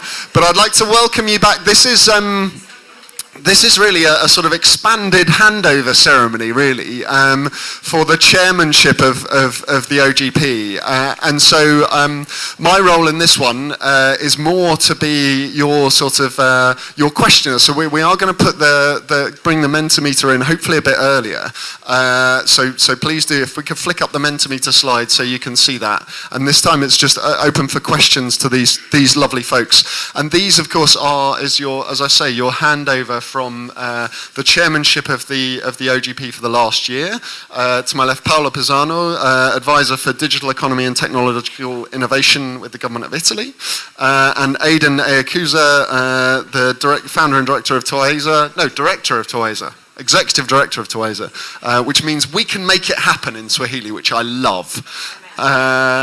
And these are the outgoing chairs, and then we have Anabel Cruz, the founder and director of the Institute for Communications and Development, I believe, in Uruguay, and Taimar Peterkop, who we've met, Secretary of State in the Government Office of Estonia. So the way we're going to do this, I'm just going to ask a single question of these two and a single question of those two, and really to say to the outgoing chairs, what are you proudest of in the year gone? In the spirit of, we know we face a time of challenge and we know that we're working with strength, so how do we build on that strength? So we're going to start with what are you proudest of, and then what, if there were one challenge you could set to those you're handing over to, what would that be? And then to the incoming chairs, what are you most excited about? What can't you wait to get a grip on in your incoming chairmanship? And if there were a single challenge you'd focus on as well. So we'll start with that, and then if hoping we have some time, we'll take some questions from the Mentimeter, and then there will be a beautiful handover ceremony to close this one off. So without further ado, I'll turn to Paola first, and the question, as I say, what are you proudest of from the year? And what one challenge would you set these two lovely people taking over from you? I have a list. One. I'm sure you have a list. I have a long list for you. That's for the meeting afterwards.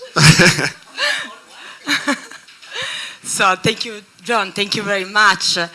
And first of all, let me start with a thank to the civil society co-chair, Aidan Yakutz, for his outstanding cooperation and also sometimes patience. Our achievement is that I would like to thank also the team inside the Department of Public Affairs that work on this important issue with a lot of patience and also support by the Ministry of Foreign Affairs. So we create a beautiful team, and this is, I think, one of our achievements. because having people that believe in what they do is not so easy in the public administration. So thank you very much for that. So, regarding our achievement, I have 3 points that I would like to share with you.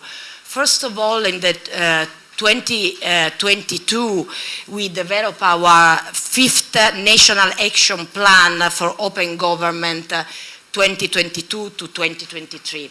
And we developed this action plan with a co-creation process involving private and public stakeholders. So it was a very co-creative process, very long process, but we get some important result. And we defined this action plan on 5 strategic actions and 9 commitments that I would like to share with you. The first of all, governance and strategy, transparency and prevention of corruption. Third, strengthening civil society participation, promoting and protecting civil space, and finally, digital transformation and inclusion. And I think that the part of digitalization is very important in order not only to collect the demand of the citizen, but also to give back some feedback of what the citizen asked to us. The second point is that we set up a multi-stakeholder forum for the definition of the national open government strategy, and we pass in a more practical stuff. And we have to put in place this strategy in the 2023. And we involve in our multi-stakeholder forum different stakeholders, again, from public institutions, civil society organization, social partners, academia, researcher. And the thing that I would like to underline is that each representative have 2 years of mandate. So after 2 years, we change the representation. The third point that is for us really important is that this year is the first year of full operation of our National Recovery and Resilience Plan, Italia Domani.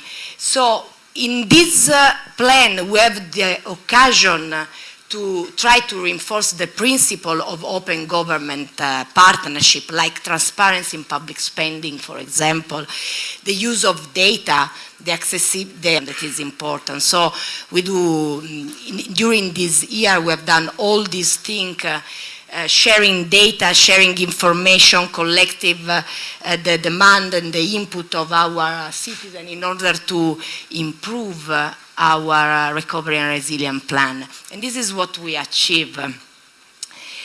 The second question. Paola's to-do list. You can, I have a list. Biggest challenge. One biggest challenge. Select your biggest challenge for these folks. We may open some more in the conversation. The problem is that this is the real challenge, probably, because we need to pass from the idea, from the plan on the paper to the real implementation. And we need to move forward the OGP from a platform to a movement, to a collective work, towards renewing democracy. And this is really maybe one challenge that we have ahead in the next 5 years. We need to finalize the strategy within the steering committee. This is another important point. But I don't just want to do a list of points. Also give some suggestion, maybe could be useful. The first suggestion is that we think that we need to involve more political partnership. Because if we broaden the base of political open government champions, we can embrace all the level of the government and all the branches of the government. And in this way, we really move from an open government to an open state or an open community. For doing that, we also strengthen the partnership with like-minded organizations, thinking, for example, about OECD, and starting from OECD, that I'm very happy to welcome here in Rome, so thank you very much for coming. Another important point is that we are doing reform on open government in general and citizen participation initiative in particular, but we are far from standardized the process. So we need to define a standard process, and we have also some support, for example, with the open participatory and representative government index developed by the OECD that show us that if we have an open government and if we listen the citizen and if we involve the citizen in the participation, then we have we achieve a very good challenge and result, and we can share this best practice only if we standardize the practice. Otherwise, it's difficult to share with other member states the practice. Another, I think, important point that we need to achieve in the next year is to empower the role of the public institution, increasing trust and accountability.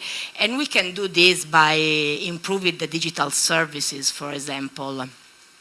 The digital channel and the digital service in general are a good channel to understand the mood of our citizen. But from the other side are also a place where undue interference can arrive from inside the government, for inside your country, for foreign interference. So we need to balance and to understand how we can behave in the digital space. And as we talked yesterday, we need to start to think digitally, really, and not to transform our right from the offline to the online, because online it's another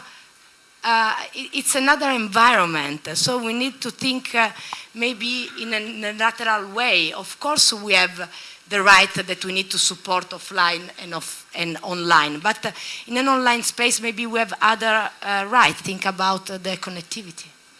That is the base of the right in the work together, of proceeding this way of working together for the future of OGP. Thank you. Thank you, Paola. I thought I sensed a round of applause brewing there, and I think that the way you began with the idea of creating a team inside to deliver, and then this idea of like how we put collaboration at the heart, that rings through, very resonates with me. Aidan, what would you say, and your proudest of, and what you would set a challenge for these lovely folks? Thank you, Bina. Well, we worked with very hard during the past difficult moment, but I think it's been a real privilege to work with you and the team, and Paula's made that point. I'm proud of three things I want to mention. The first one is I attended the OGP Summit in Canada as a robot in 2019. No follow-up questions. No follow-up questions. It sounds a bit flippant, but I think it was an important moment for me and for our organization and for civil society organizations in Tanzania to make a point on the global stage. I had been banned from traveling from my country because of doing some open data work in Tanzania in 2018, so I couldn't go to the summit in Ottawa. And the Canadian government did a wonderful thing. They made me into a robot, so I was on an iPad and on a movable set of wheels, a thing called a double. You can Google a double. And I went to Ottawa as a robot, and I was able to make a statement, be present in virtual and physical form at the same time, and make a statement about the fact that even if governments circumscribe your freedoms of movement, your freedom of expression in your own geography, there is technology that allows for your voice to be heard in other places. And the platform that OGP gave for that was very powerful. And it was also powerful because it was written about, that story was written about. Canada is very far away from Tanzania, but it was written about in a local newspaper. And the social media said, this is interesting. Even if the government doesn't want or can stop somebody from leaving, their point and the message can be heard in other places. And I think it was a very interesting moment for us sort of to live the reality of what open government really is, despite the constraints of a government. So I found that really a very poignant moment. The other thing that I'm proud of, and we worked on this, I think, this year, and building on others, is OGP Local. I'm super proud of OGP Local, and the fact that in this past year, we've had 55 new local jurisdictions, subnational governments join the partnership, of which I think the number was 18 or so in Europe, just in this past moment. And this again shows me how the partnership is really evolving and also meeting with the opportunities that are emerging of the moment. In Mexico, 2015, there were no OGP Local. It was very much a central government kind of and civil society organization. But the idea was maybe that's where we can make this really meaningful to people. And from 2015 to 2022, we've gone from 0 to 106. And I think they are driving a lot of interesting ideas on how to deal with that problem of getting citizens engaged, problem number one, and problem number two, of making democracy and engagement meaningful in a public service delivery way. It happens, the rubber meets the road at the local government area. And we've seen this across the open government partnership. And in my own country, in Tanzania, where we're trying to do this, Tanzania left the OGP in 2017. We're trying to invite them to come back. I'm working on that very hard. But even there, we are seeing how making citizens more involved in gathering information, in exploring what the problems are, really leads them to, and actually coming up with solutions, really leads them to engage and say, actually, this makes sense for me in a very direct way. This transparency, accountability, and participation makes sense to me in a very transparent, in a very direct way, to the point that Susanna was making in the first panel. How do you make open government really change the ecosystem and rebalance the power relationship at the domestic level, at the subnational level? That is very important. And I think it's a great opportunity for us as OGP to make this thing come alive to more people. So I'm very proud of that. The third one, and this is, I think, this is the existential challenge, really. The Democratic Freedom Learning Network, this civic space thing, is still a challenge inside the OGP. There's this tension between, allowing citizens to really have a say and making sure that this space is safe for them to do so, against the instinct to sort of ignore them because you're dealing with a crisis, the point that Taima was making earlier. I think we have to find a bit more sophisticated language or more persuasive language to make sure that our government partners in the OGP understand the value, really, of opening up the democratic freedom space, the civic space, because civil society does have a lot of energy and solutions and contribution to make. And Taima spoke to this a little bit earlier. I really liked what he said, and that is governments need to trust civil society more. I think this really goes against the grain of many government instincts. But I think if, with that trust, there'll be a reciprocal engagement by civil society. And I hope that the Democratic Freedoms Learning Network will provide that space. Challenges. I'm going to provide one sort of for my colleagues. On the government side, we think we need a lot more high-level political engagement with the Open Government Partnership or the Open Government Agenda. So if we can find a way to get more governments at ministerial level, at head of state level, at head of government level, reading, engaging with and understanding the value that open government can bring to them and demonstrating this on the global stages, I think this will be very, very important. So to you, Estonia, I know you're planning to have a summit next year. Let's see how we can use that summit to really raise the bar on high-level political engagement from the governments within the partnership, and also at the subnational level, mayors and that kind of thing. I think that would be very useful. The second and the last one is to, I suppose, look into us as civil society organizations. Many of us are born of an instinct to be confrontational with government, to change the status quo, which is legitimate and right. But I think the moment now requires for us to be also propositional. This is why Timor and Estonia trust civil society, because we can come to the table with solutions, because civil society organizations also bring with it legitimacy, right? That is not necessarily of an elected nature, that will bring passion and energy and will bring a lot of talent. I think let's recognize these assets, let's use them and really lift them up in the work that we're going to be doing the next year. Thank you. Again, so much in there, and I love the idea of you as a robot for a start. But that thing of both sides of this, and I think it's been really interesting to me coming in as a bit of an outsider, as I say, to see this pairing of political and civil society. And I think that the challenge to both sides is very well made. Like, be propositional and build that engagement. So much more sort of formal handover moment, but this is into the future now. And so first, Annabelle, your kind of what you're taking from this, what you're most excited to bring to this joint chairwomanship, as you correct me. It's not a chairmanship. That's first thing. Forget that language, okay? No, thank you very much. Thank you so much to the government of Italy and the government of Estonia that are organizing this event. Sono davvero molto felice di sono qui alla terra dei miei nonni che sono lasciato Italia e l'Uruguay nel secolo scorso. Tante grazie.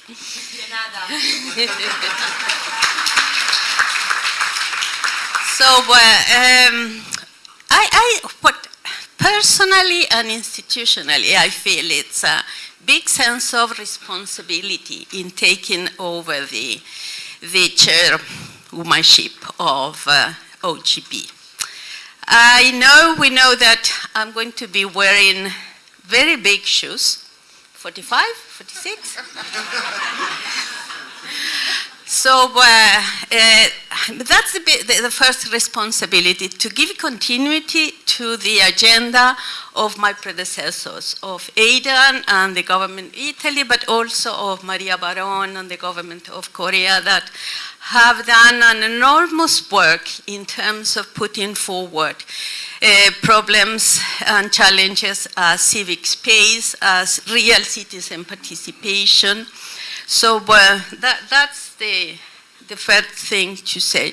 On the other hand, I'm very privileged and proud to have Estonia in chairing OGP together, because Estonia is a small country with a very strong digital governance and democratic digital governance. So I think two small countries, Uruguay and Estonia, and I found a country that is even smaller than Uruguay. I didn't know that it exists, but it's so.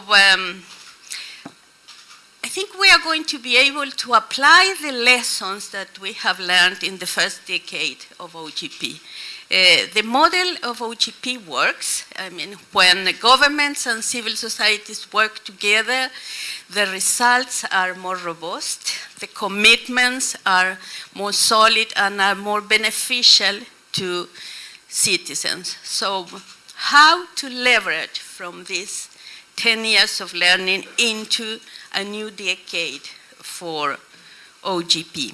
We have also the opportunity of applying learnings from these 2.5 years of pandemic, where so many things change in terms of relationships, human working relationships. And finally, another turning point is that OGP is going to embark in its new strategic big responsibility. So I think that in terms of challenges, maybe thank you for those that we inherit. But I think that on the one hand, collaboration between government and civil society is crucial. And it's the only way we are going to really achieve a substantive open government movement. On the second hand, to walk from open government to open state. And that means the commitments of the different parts of the state. That means local open government, that means open parliament, judiciary, but also local or open civil society. You were talking about that, Aidan. That means that in order to be an equal partner in open government, civil society organizations need to be strong, need to be stronger, need to be democratic, need to be responsive, need to be accountable, autonomous, and need resources. And that's not only the responsibility of civil society, that's a responsibility of all the actors involved in open government. So if we want a real strong open government, we need stronger civil society, and we have all the actors to work towards that. To pay attention to democracy and civic space, it's crucial. There have been achievements. I think we are better now, and the world is better thanks to OGP, but that doesn't have to lead us to self-contemplacy, and on the contrary, to see that the democratic indicators all over the world are decreasing, that civic space is not open, on the contrary, that it's, according to the Civicus Monitor, it's less than 4% of the world population that live in open civic space. So we have a lot of work to do in that area. And I think that this building trust is a very important two words that summarize all these challenges ahead. Governments have to trust more in civil society. Civil society needs to trust the public officials and government. Civil society themselves have to also build trust among their own stakeholders and memberships. Civil society organizations, we have to be often more democratic and generate more trust within our own stakeholders. So I think that we have a lot to do, but we are going to work a lot good together. Thank you. Very much.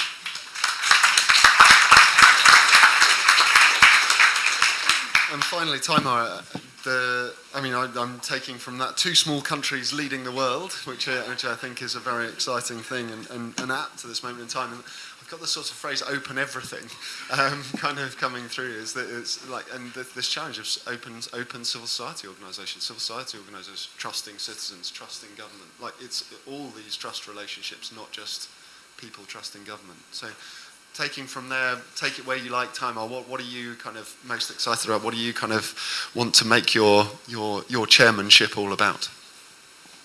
Well, the world has changed a bit since we started this journey, since 24th of February last year. And what Sanjay said, we will live in a pivotal moment. So maybe we can turn this tide that democracy is in retreat around by using the example as of what's happening in Ukraine and how the West has reacted to it. I think Putin is surprised by the unity of the Western response and how far it has gone. Maybe we can transfer that to the open government as well. This is the fight between closed government and open government. To them, that how it works. What is it really about? So maybe we can use this conflict for something positive and turn around this tide that democracy is in retreat. That would be my overall wish or something that we can all contribute to and hopefully make it happen. And then in a few years' time we can say that this is the time, this is the year when it turned around. I'm looking forward very much in learning from all of you. We've been preaching about digitalization for years, but I would like to learn from other countries as well, and we can share our experience with the digitalization and how it helps with transparency and open government, and therefore build trust. And what Aidan already said, that yes, we're going to have in a year from now a global meeting in Estonia. Although we have elections next year in spring, I'll promise that there will be at least one head of state there, and I'm asking your help to this is it's not that we can do it ourselves. We're going to need all your help in order to have a high-level political presence in there. So that's it. Thank you. Thank you so much. I think if we can show the questions, I'll try and take one or two. We are quite short on time, I apologise. But just you make me think of, I was at the Athens Democracy Forum recently, and a Polish academic by the name of Karolina Wygora chose to frame this moment in time as what if the EU could join Ukraine rather than what if Ukraine could join the EU, which I think has some resonance with some of what you're saying. This sort of, and if we could look back to this as the moment in time when democracy deepened and renewed, that would be amazing. Let's just see, maybe folks, if I can ask you, Paula, there's a couple coming for you. How did you decide which stakeholders to involve in the multi-stakeholder forum? Maybe you could pick that one off. And I'll ask each of you just to pick one question to give a very short answer to. And so you can look through, but Paula, I'll ask you to take how do you decide what stakeholders to involve quickly first? And folks, I am restricting you to a minute or so each to sort of offer one response, and if you choose to a kind of closing remark for this conversation, and then we'll do your handover. So take that wherever you like. Have a look at the questions, and Paula, to you first, if you would. So my question is how. The question I was posing statement to this conversation. Yes, first of all, I would like to say one thing that it's emerged from all the debate today. That is. That we need to be proud. We have to be proud of what we have done until now. Yeah. So, and but we must push ahead this partnership, and for doing that, it's important to involve the political part. And to create like a real state, open state. And this is, I think, that one remark that is really, really important. The other things is trust, the mutual trust between government and citizen and government. We can't ask to the government trust in your citizen and to the citizen trust in your government. It's a cultural changes. And when we have to approach this kind of change in our society, we have to start from the base, so from the school. Who have in the school the subject that teach to us how we have to participate in the global, in the government challenges? Nobody. When I was young, nobody teach me that I am a citizen with my right, and that I have a oblige that is participating to improve my countries. Lovely, thank you. So maybe this one things that I would like to remark. Thank you very much. And whoever was asking about who chose for the multi-stakeholder, you might have to grab Paula separately. I'll move on to Aidan, but this thing of education as a key part if we are going to move from open government to open state. Would you like to pass the mic on to Aidan? Aidan, you're kind of where you'd like to close two this. Questions about, is it even possible to build trust between civil society and governments, or is it just words, or does open government always increase trust? Well, what's the alternative, really, ladies and gentlemen? We've tried everything else, right? And trust has been doing this. So why not open up And why not really open up the information, open up our conversations, and try something? I can tell you in Tanzania, in some senses, it has helped in the education field.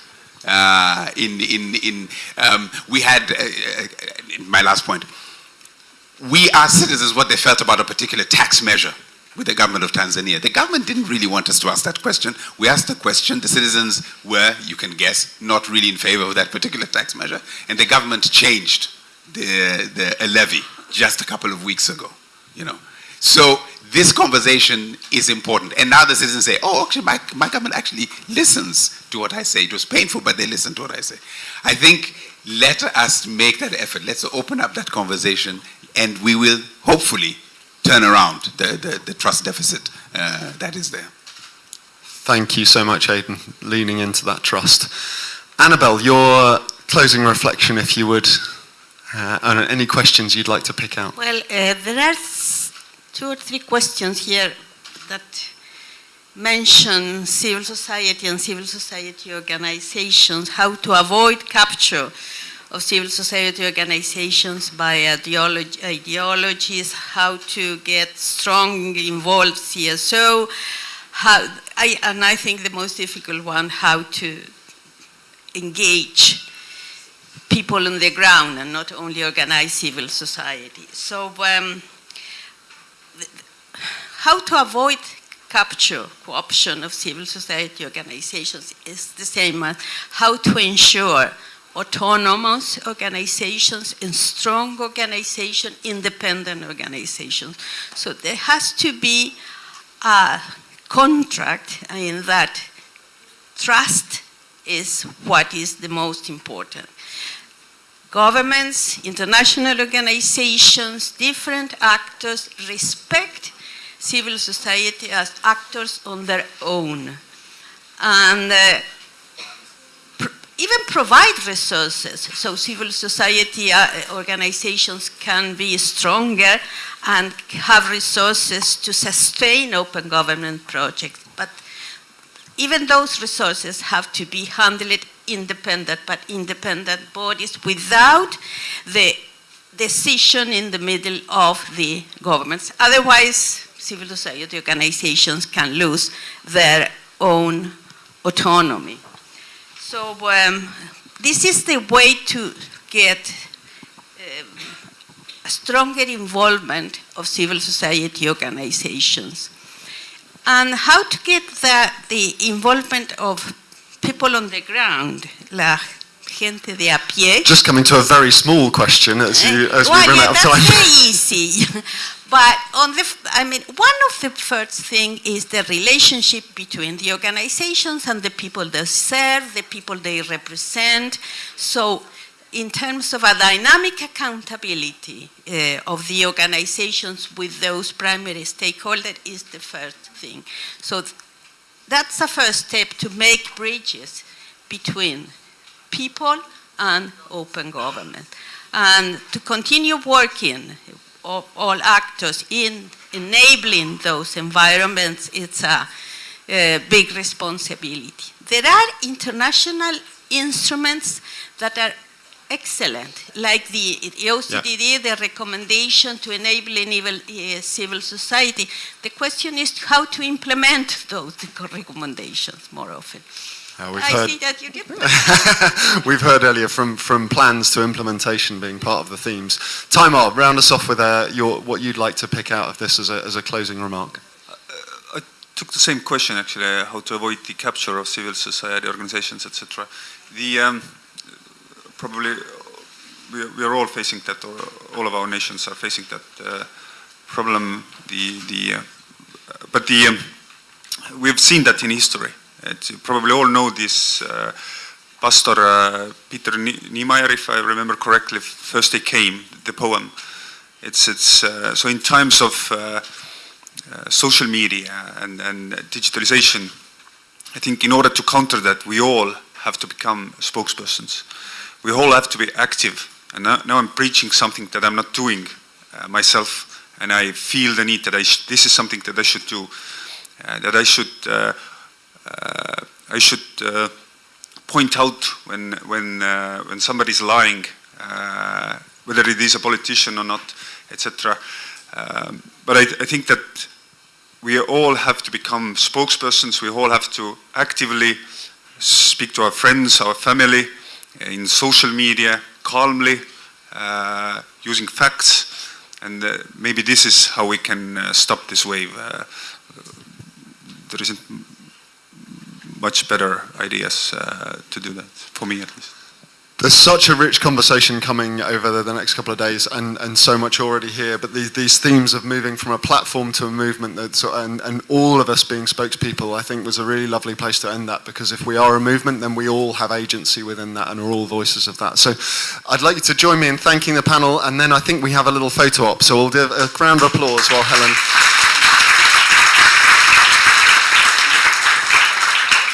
Thank you very much. So I'd like to invite our 4 co-chairs for a small photo opportunity. Aidan, I think you have something behind your chair. The photographer, Eric, if you could ask them where you would like them to stand. Paula and Aidan, if you can hand the OGP cube over to Anna. The cube is open. This is an open government partnership cube. Paula, you stand here. You're much better than photo than me. There, that's a great.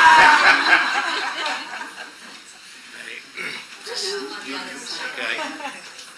Put your arm inside. Inside. Yeah. We shake our hands. But then it's hidden from view.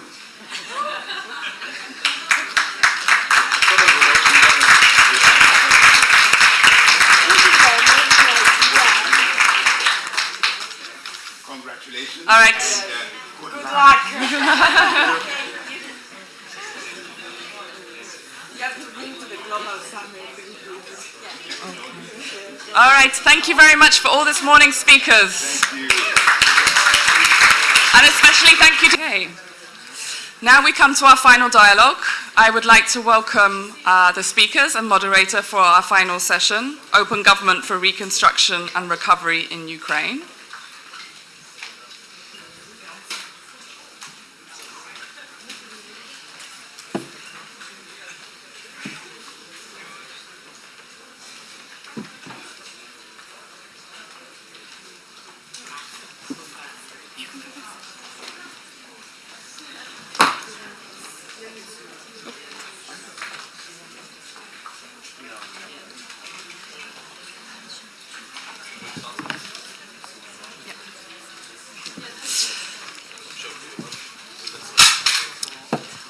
Thank you very much. This is an important conversation we're going to be having. Through its energy and innovation, the open government community in Ukraine has been an inspiration for all of us over the years. We must stand up at this moment for democracy, for open governments, our shared values. And this is a moment for us to support our friends and colleagues in Ukraine. There's going to be Ukrainian spoken in this session, so please use your headsets. Let me hand the floor to our moderator, Tinatin Ninua, Deputy Director of the Independent Reporting Mechanism with the OGP Support Unit. Tinatin, the floor is yours. Thank you. Welcome, everyone. I'm really delighted to be moderating this session and very grateful to have speakers from Ukraine in person with us, and very grateful that they have managed to arrive safely to Rome, especially after yesterday's bombing of Kiev.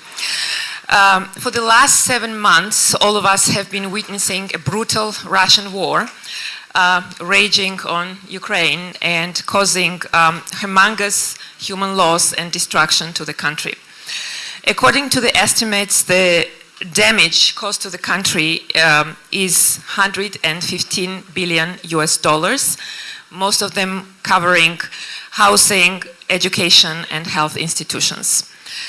The scale of loss and destruction has been simply enormous.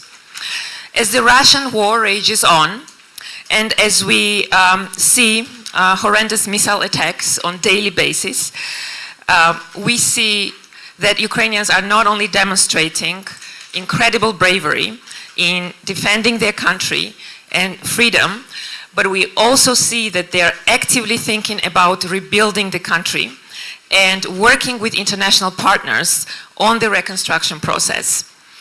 However, the reconstruction process will obviously bring its own challenges, and it would be very important in this process, obviously, to make sure that there is public trust in the process and that the rebuilding is done in an accountable way, to make sure that the rebuilding process is actually efficient. So we couldn't really have had better speakers to talk about this topic. I will introduce them. From my left. We have Andriy Borovic, from my right, actually, sorry. We have Andriy Borovic, he's the Executive Director of Transparency International Ukraine. From my left, we have Alexander Yarema, he's the State Secretary of the Cabinet of Ministers of Ukraine. Then we have Alexander Slobozhan, he is representing the Association of Ukrainian Cities.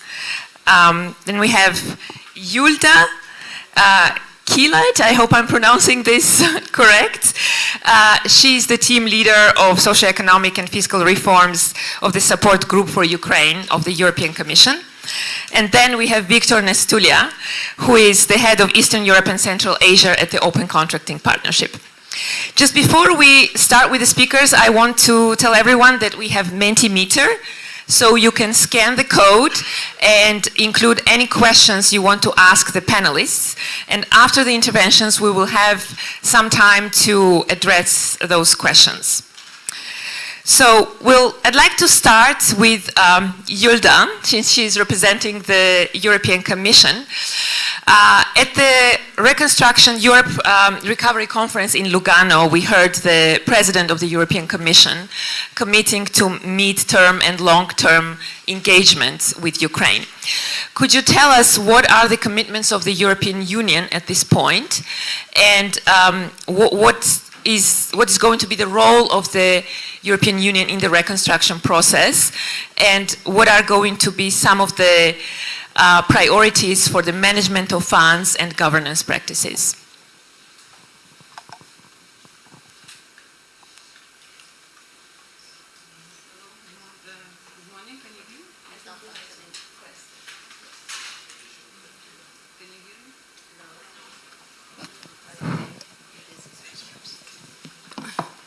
Thank you. Good morning, ladies and gentlemen. Thank you very much for the invitation. So indeed, just to introduce myself, so I'm representing actually a support group for Ukraine. It's a special task force which was created in the EU in 2014, you know, after the first Russian invasion into Ukraine, and when, you know, Ukraine signed the association agreement with the EU. So that's just to start. And indeed, as a colleague said, I mean, the EU has been, you know, actually, there was not only the EU, it's quite an incredible unity of the international community, you know, supporting Ukraine. So the EU stepped up the support to Ukraine, you know, financially, in terms of humanitarian support and also military support. That's first time in EU history, you know, we are providing actually military support. However, the type of support we have been, you know, providing from 2014, which was mostly related to reforms, you know, like flagship reforms on decentralization, public administration reform, public finance management, rule of law, anti-corruption, you know, and all other things, you know, we switched to more short-term priorities and immediate needs. So we have been supporting the Ukrainian government mainly to be able to function and provide basic services to the citizens, including pensions, salaries for teachers, police and health sector, and much more organizations. And what we have seen actually also in the EU member states especially, and also from our implementing partners, it was civil society who, you know, I think guys were functioning, you know, despite the challenges, despite the war, and financial sector, you know, has been functioning as well. Even yesterday I read in the news, you know, that despite the bombings, the financial sector and the online services, you know, have been working.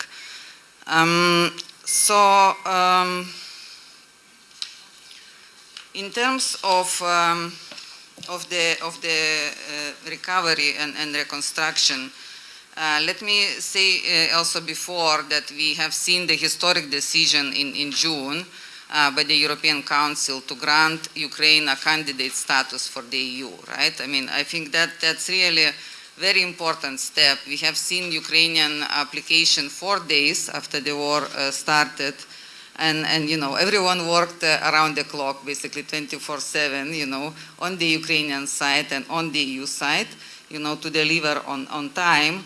However, to say that, you know, it was merit-based approach, you know, there was no, I mean, it was fast, but there were no shortcuts.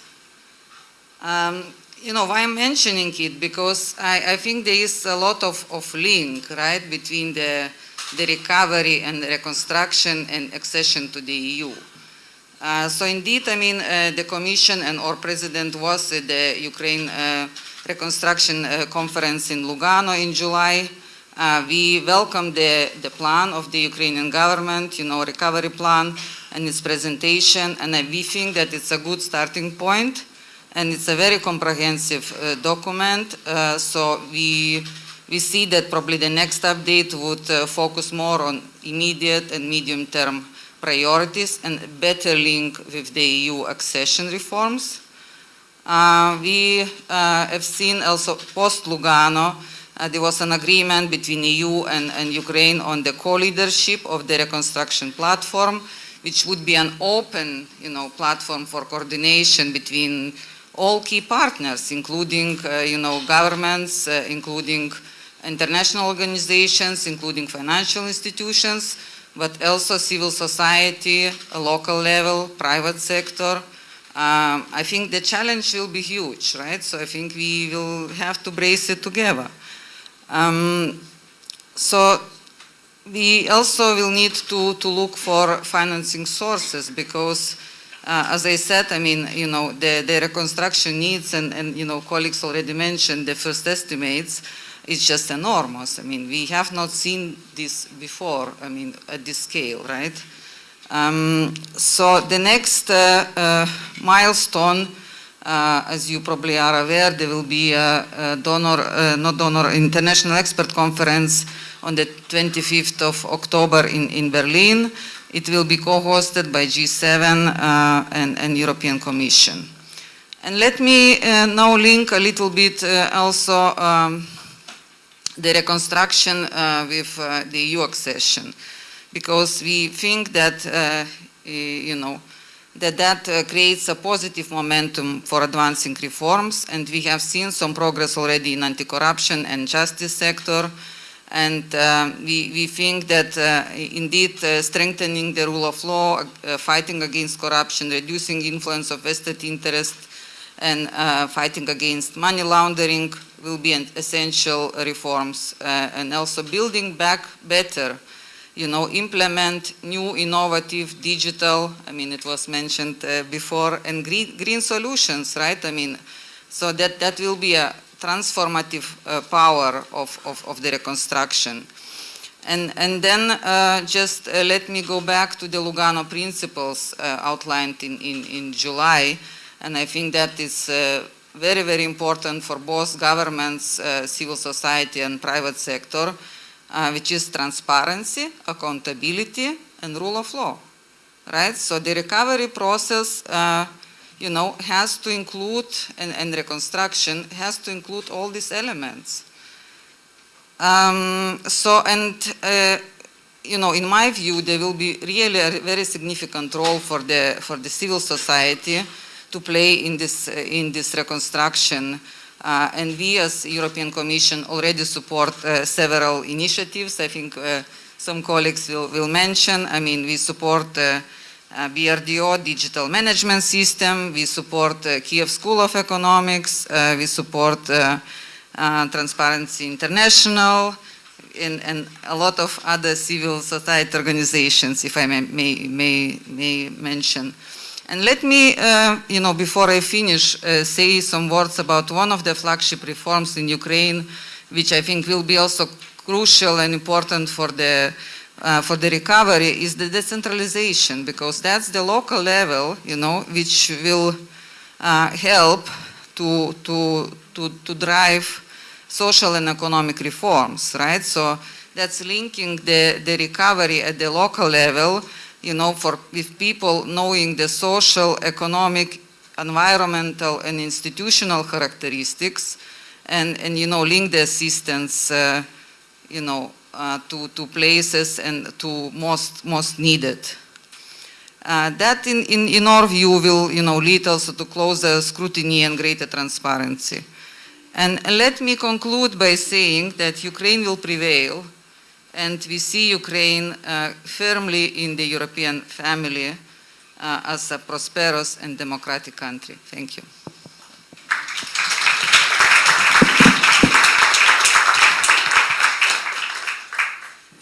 Thank you, Yilda. Now we'll move to Alexander, who actually presides over the OGP process in Ukraine, which has been a truly multi-stakeholder process where we have seen the government and civil society co-design and implement important anti-corruption reforms for years. So Alexander, if you could tell us what is the general plan for reconstruction and how are you working on the reconstruction process across the government and with different stakeholders?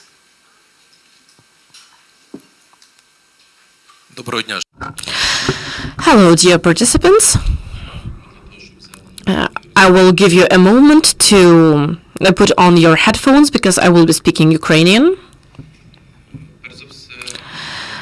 First of all, let me welcome everyone and discuss what is happening in Ukraine and in the world. I would like to thank the defenders of Ukraine, the brave men and women who have enabled me to be here and tell you about what we are experiencing today. To give you a short illustration of this day in Ukraine, I want to say that while we were waking up today, while we were having breakfast, having our coffee, having our first panel discussions here, the entire Ukraine was marked in red, which means that there were air raid alarms. It means air raid danger. A few minutes before our panel discussion started, this danger started decreasing. There was alert cancellation in certain areas, but this danger was there. And I want to say that even though a lot of people in Europe and worldwide expected that within 3 days Ukraine would fall at the end of February, when we experienced the full-scale invasion of the Russian Federation, we showed that we are capable, that we will stand and we will prevail. We will prevail, we will win, because we have a strong army, we have strong armed forces. I think we have sufficient government tools. The government kept working every day. The president kept working every day. The parliament kept working. All institutions are there, and we have very important international support. Thank you very much. We have the support of our partners, of you all. And for us, it is indeed essential. I want to thank everyone for the support of our EU candidacy, and we really hope that the next step will be your support of Ukraine's accession to NATO.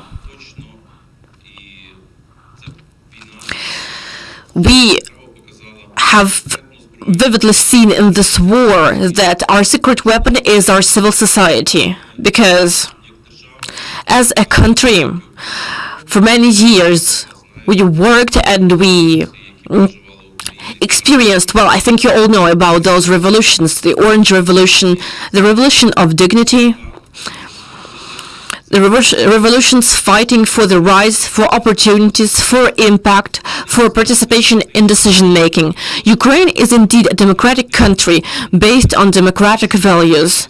I think that every one of you present in this room knows that we are fighting not only and not mostly for our territories, but we are fighting for our values. And we understand that a totalitarian leader of a totalitarian regime is trying to attack us precisely because we serve as a certain mirror, as a backdrop to his stories about what Russia is and what it actually is not. In the context of the OGP initiative, it is essential in Ukraine is based specifically on the principle of parity, on the principle of interaction and inclusion of civil society in the decision-making processes. And of course,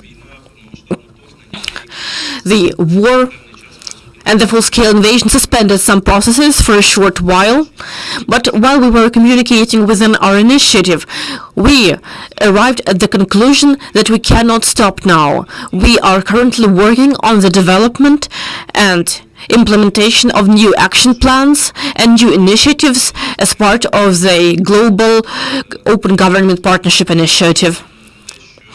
Despite the fact that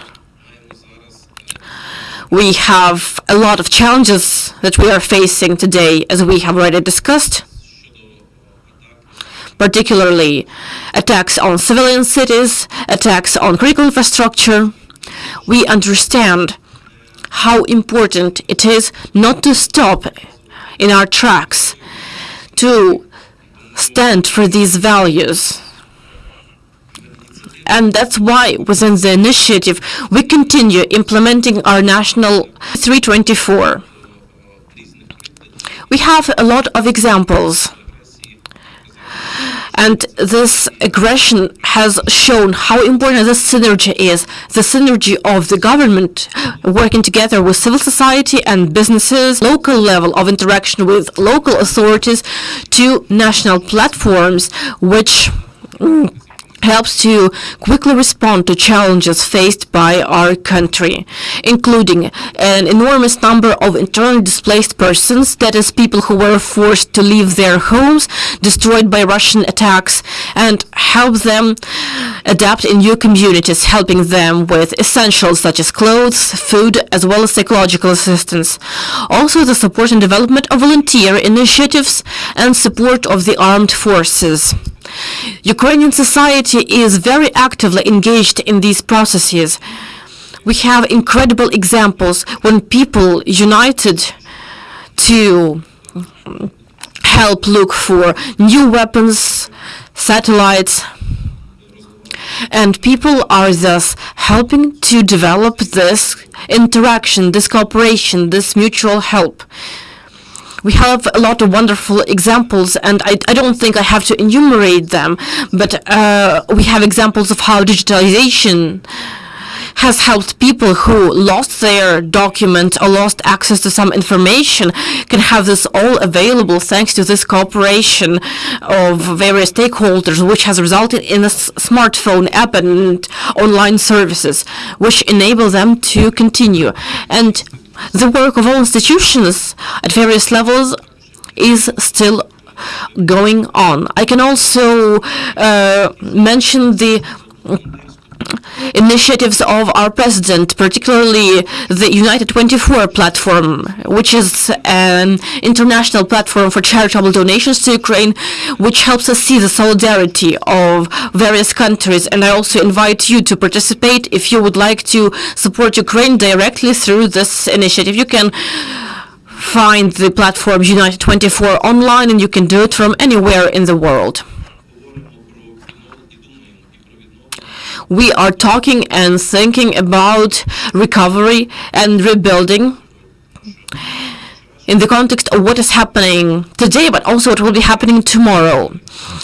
Yesterday we saw an enormous number of missile attacks on Ukrainian cities. About 20 civilians were killed, over 100 people were injured. They were people who were walking in parks, going to work.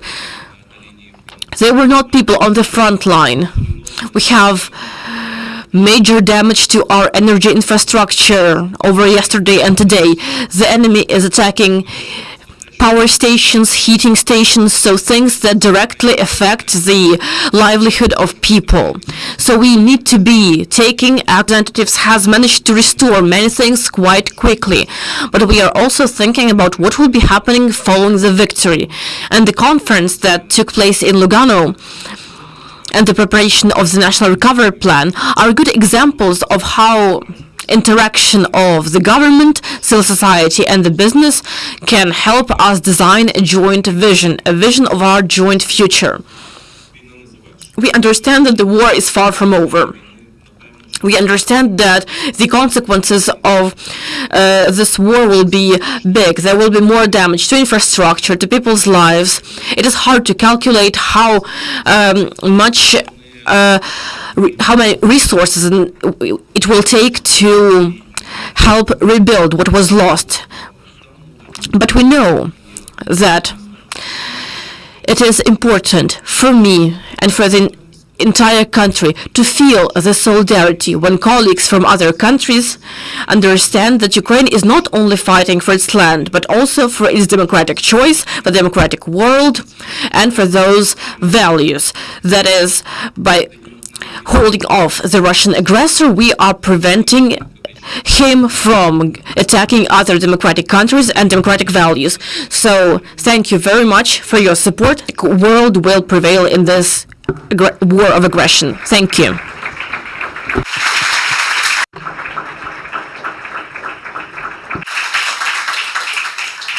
Thank you. Thank you very much. It's really, truly impressive that under the circumstances, Ukraine has started co-creating its next OGP action plan. And it's already thinking about commitments that will be directed at rebuilding and doing it in a transparent and open way. Now I'd like to move to Andriy, who is representing TI Ukraine, an organization which has been instrumental in open government reforms in the last year and also has been very active since the start of the full-scale invasion in various fields. Andriy, what do you think is the role of the civil society in the reconstruction process? And if you tell us a bit the planning of this process so far. Yes. Yeah. Oh, yeah, it's working. First of all, let me thank the organizers who actually approved and developed this great panel to talk about, because as Alexander said, now even this moment in Ukraine, with the war is continuous. The most recent message which I read on the news is the message from the mayor of Lviv, one of the biggest cities of Ukraine, that the people need to save electricity and to have some storage of water, because today 3 missiles got into electricity generation plant and there is not enough electricity to pump the water to the people's house. In time, Ukraine is alive and civil society is more than alive. I know that in this war, doing lots of international advocacy, helping the government to communicate with the other governments, pushing on the civil society all around the globe, and they am doing and talking to their governments to help Ukraine, raising the awareness about what is happening. And honestly, civil society always was in Ukraine like the most open and transparent secret weapon of Ukraine.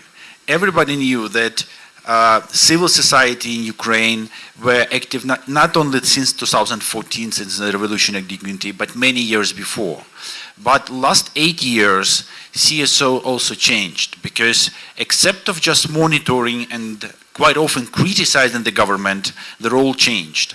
My organization and many other organizations last 8 years became kind of a partners to the government during the implementation of different reforms.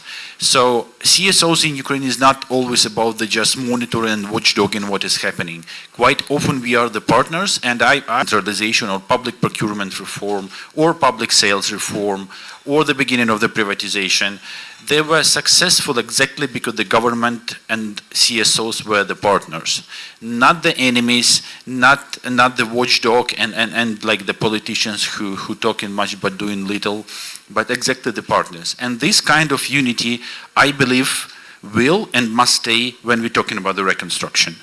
In Lugano, which was already mentioned, we announced, along with Viktor Nistul and many other Ukrainian international CSOs and initiatives, the Rise Ukraine Coalition, which is now more than 35 different NGOs and initiatives around the globe, but not only, also the government, a few ministries and different associations supported our developed principles, which are very similar to Lugano principles, because they are very similar. Top 10, like it's all about the transparency and accountability and all the good.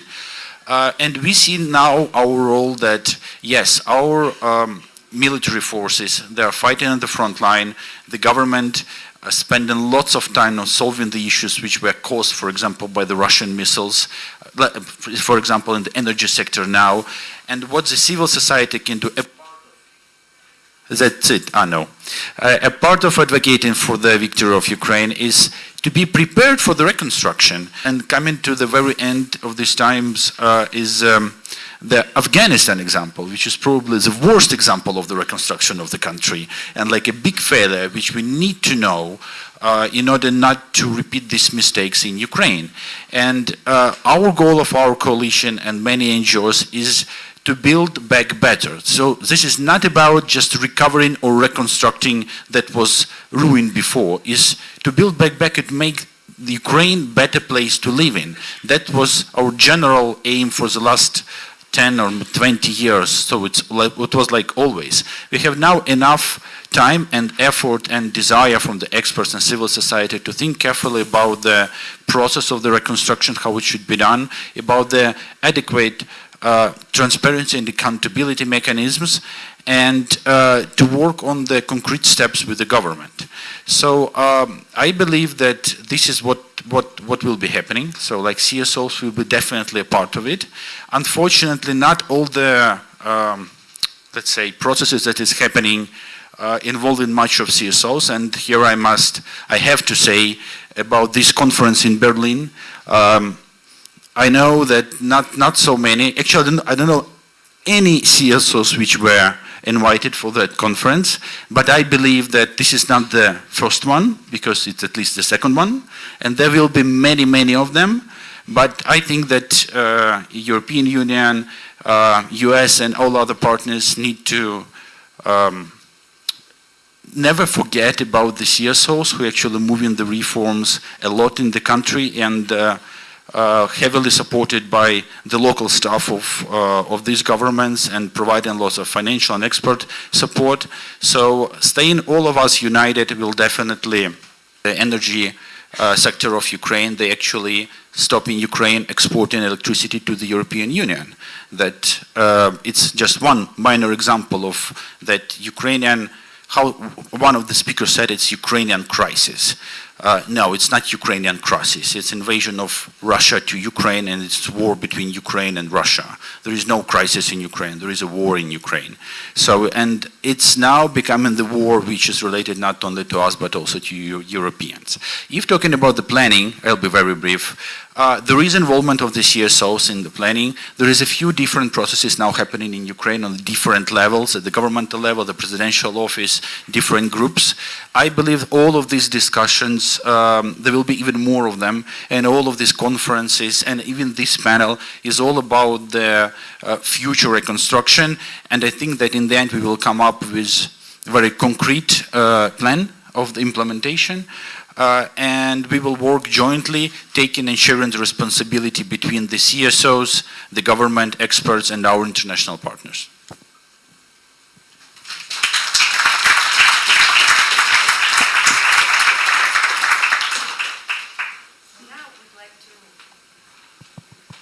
Now we'd like to bring a bit of a local perspective into our panel. We have Oleksandr Slobozhan, who is representing the Association of Ukrainian Cities.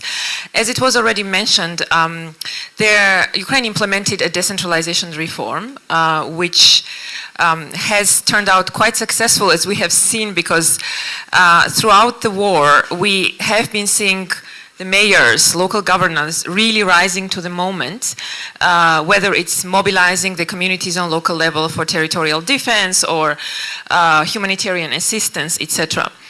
Alexander, could you tell us what do you think are the challenges of reconstruction on the local level, and how do you see that coordination happening with the national government?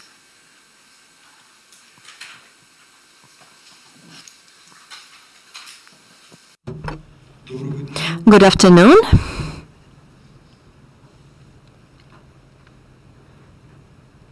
I was preparing for this conference.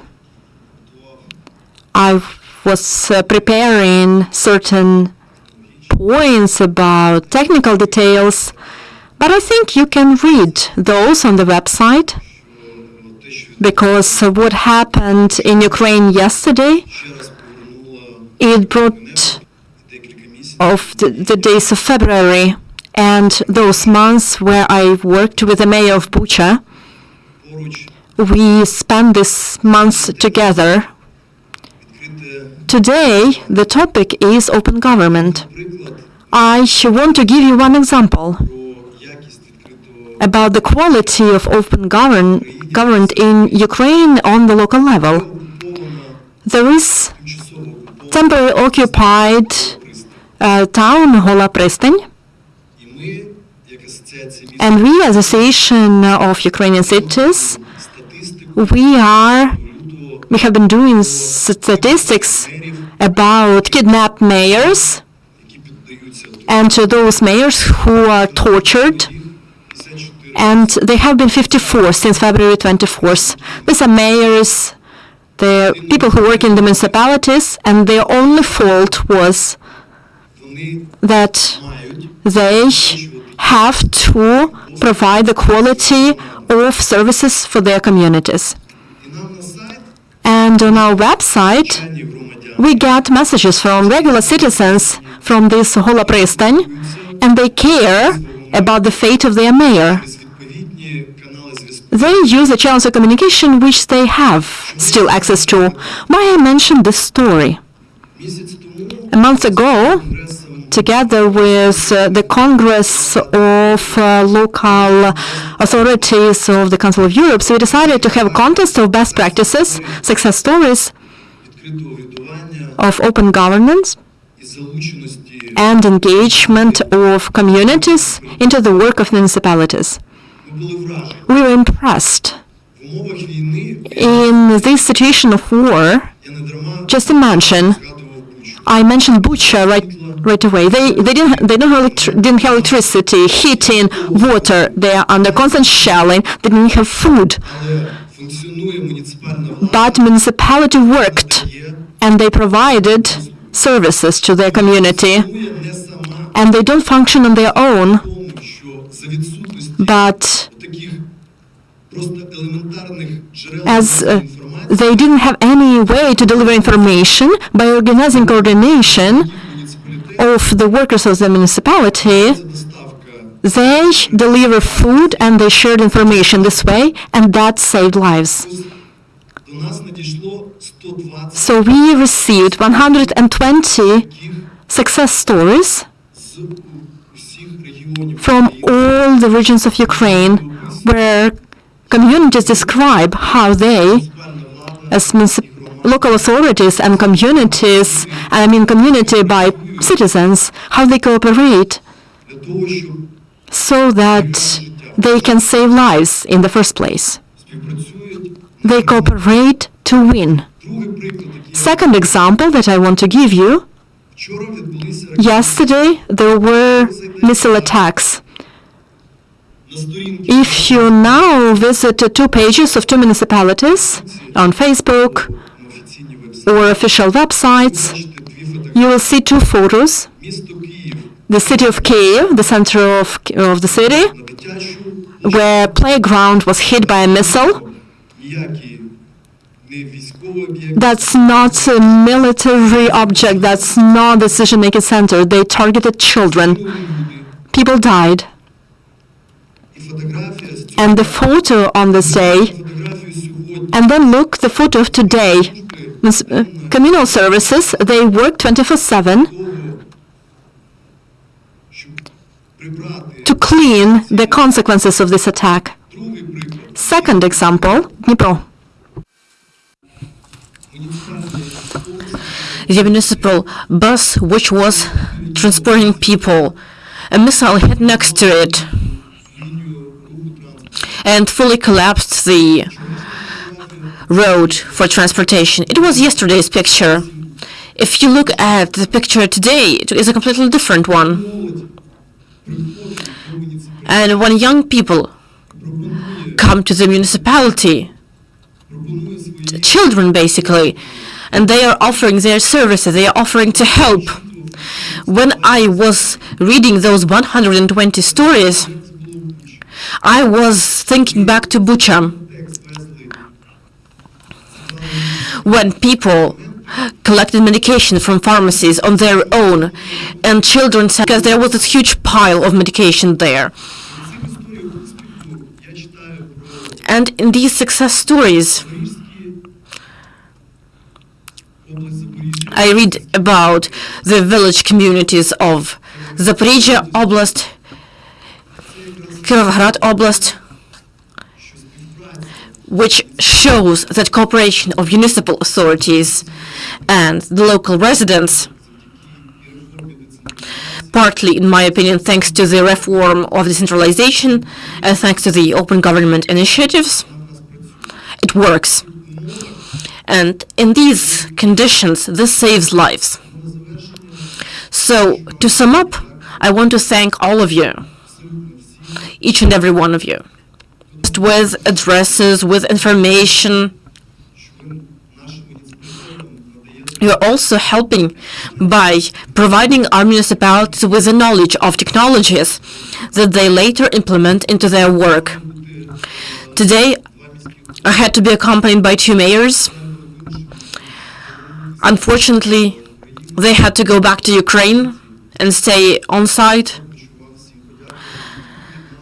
So I want to thank you all on behalf of the Association of Ukrainian Cities, but also on behalf of 1,000 municipalities from towns, villages, small cities, big cities, for your work and for your help. Thank you.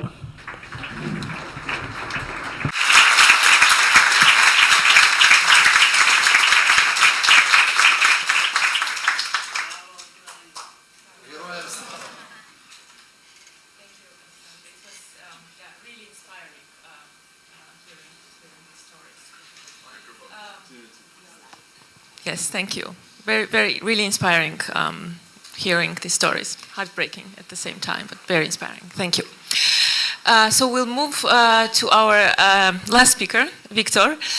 But before we let him speak, I'd like to say that we'll have a specific question on the Mentimeter, where we would like to ask you whether you would like to have an opportunity to be involved in monitoring the funds for the reconstruction of Ukraine.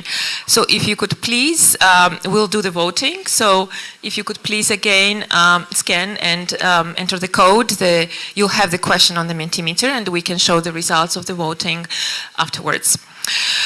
Victor, you represent the organization that works on open contracting worldwide, and Ukraine has been really one of the big champions of public procurement reform, and you have been personally involved in the creation of ProZorro, the transparent procurement system which has inspired so many OGP members. In the reconstruction process, what do you think will be important to build trust in the process, and how can the stakeholders make sure that the process is transparent and accountable throughout? Yes, thanks for the question. We'll try to manage with time. But first of all, I guess we heard the word Ukraine for about 100 of times today. And I'm proud to be Ukrainian as ever.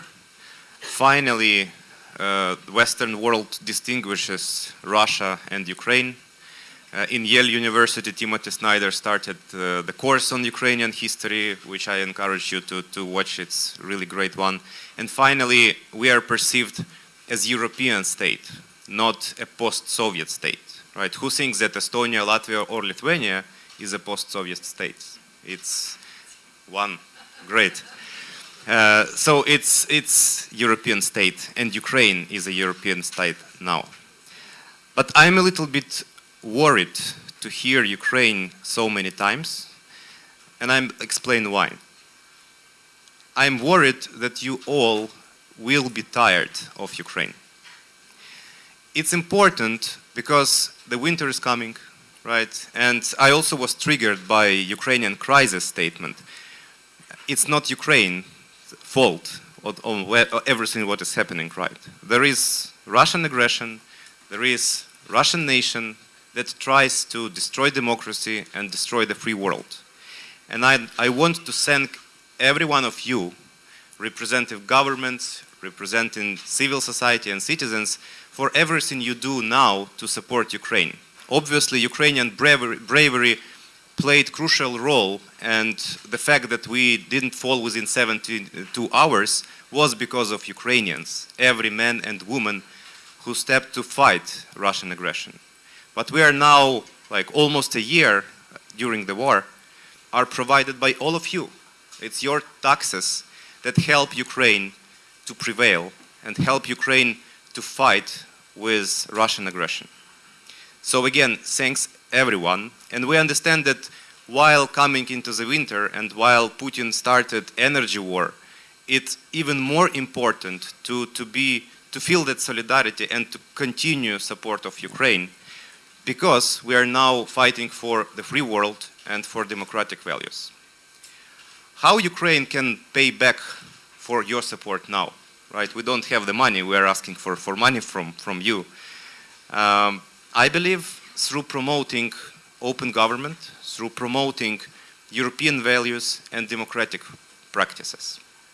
And let's be honest, who will pay for the reconstruction of Ukraine? Sorry to say again, but all of you and all of us. Ukrainian taxpayers, European taxpayers, within the next couple of years, we will be paying for the reconstruction of Ukraine. No? At some point of time, obviously, we will seize all Russian assets, and financially we will, cover all those investments that all of us are contributing to the reconstruction of Ukraine. But it will be our money that will be helping Ukraine to rebuild the country. How should we deal with taxpayers' money? Obviously, maximum transparency, maximum accountability, maximum efficiency, and maximum integrity. And Ukraine, I believe, is a good example on how to use open government practices to promote that and to use it in fact. The most transparent procurement system in the world is Ukrainian Prozoro. Every penny, starting from $100, you can track every contract, including beneficiary owners, including unit price, including even contract itself. You can scan it. There is open contracting data disclosure and a lot of systems that allow you to do that. Every treasury transaction is open as well. Maximum transparency ticks the box. Civil society participation, that's something that we have to ensure now. And we actually are now working with our Rise Ukraine coalition together with the government to create an end-to-end digital reconstruction management system that will ensure that, first of all the damages are accounted and you can see what is destroyed, how much it costs, and all the needs are calculated and presented to everyone. So we understand how much should we pay to rebuild the country. Starting from project development and role of citizens and municipalities on what projects should be reconstructed, what is citizens' opinion on those projects, right? We have to ask citizens. So that's another important role that our coalition is playing, to develop a digital solution that will allow citizens to play a role into the reconstruction prioritization. But then going to the use of public funds, right? So EU will invest money, US will invest money, bilateral institutions and so on and so forth. So through this digital platform, we will be able to track every project that is implemented, how much it costs, who is paying for it, whether it's, European money, World Bank Trust Fund, or some bilateral support by, UK, right? How procurement was conducted. Through Ukrainian Prozoro system, you will see the whole process. Who is contractor? Who is subcontractor? What are the milestones of the project? How much should be paid and when? And until the project implementation, through the solutions that we are now developing together with the government of Ukraine, you will be able to see what is the process of construction of a particular school in a particular municipality, what are the challenges, what technical supervision is saying, and eventually when it is commissioned, you can see nice pictures of children going to that school. So we are now designing this solution and already implementing this solution together with the government to basically develop a new role model of open government and open contracting for the rest of the world, for everyone who is supporting Ukraine and will be supporting Ukraine with its reconstruction. We want to give an opportunity to all of you to track how your money spent as well for Ukrainian reconstruction, and to be sure that it's transparent, accountable, fair, efficient, and with integrity. Thanks.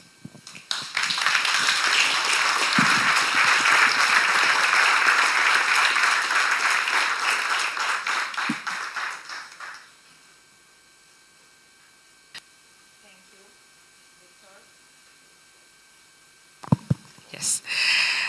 So I'm being told that if people are trying to vote on the question on the Mentimeter, you would have to first submit a blank response and then move to the... Before we move into the questions, I know we're running out of time, but maybe one question that is particularly relevant for OGP. What do you think the OGP and international community can do to support the reconstruction process in Ukraine? Anyone who wants to take the question? So as said, obviously we want to start reconstruction as soon as possible. But to start the reconstruction, we have to win the war. And right now, it's impossible for the OGP international community to explain why we have to support Ukraine, why we have to continue this, and why we have to have this solidarity. So this is an immediate need to survive, right? And by informing the citizens, informing governments, sometimes educating, we can help to stay united. That's the immediate role right now. When it comes to the reconstruction, again, the platform that we are designing, and we know how to do it with Prozoro Sale, with Dozoro, all of those were recognized by open government community. We just want everyone to use that platform to track how every penny, every dollar, every pound, every euro invested in Ukraine is spent. And we hope, as I said, that it will be paid back to the whole open government community, because this example will be able maybe to transform some of the approaches that your governments are using to implement construction projects. Thanks.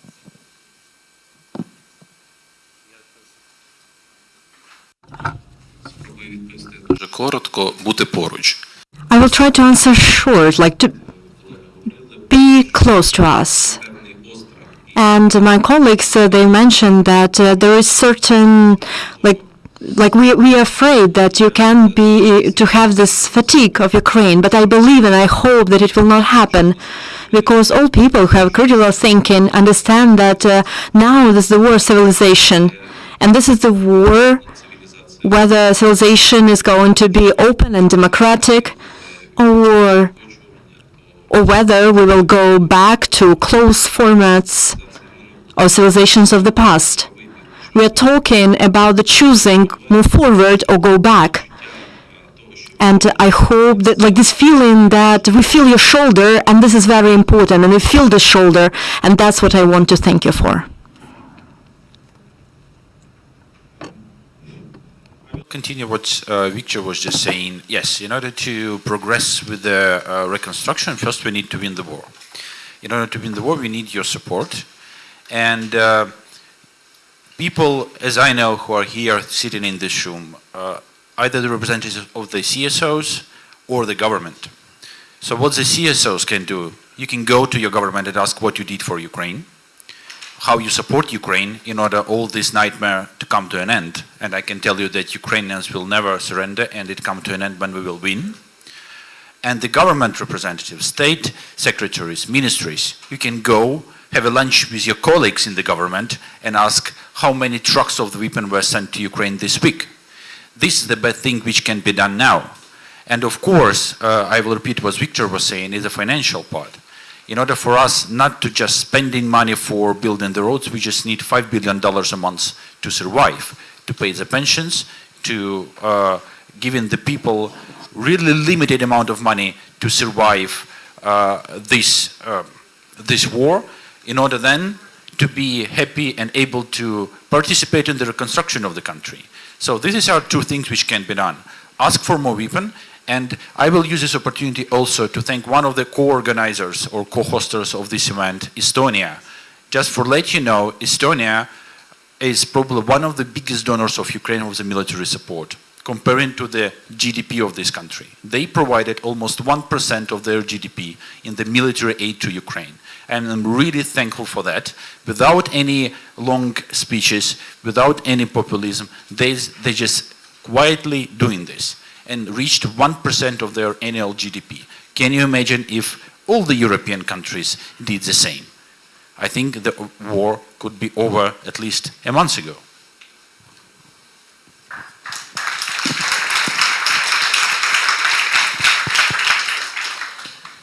Hilda, did you want to also come in?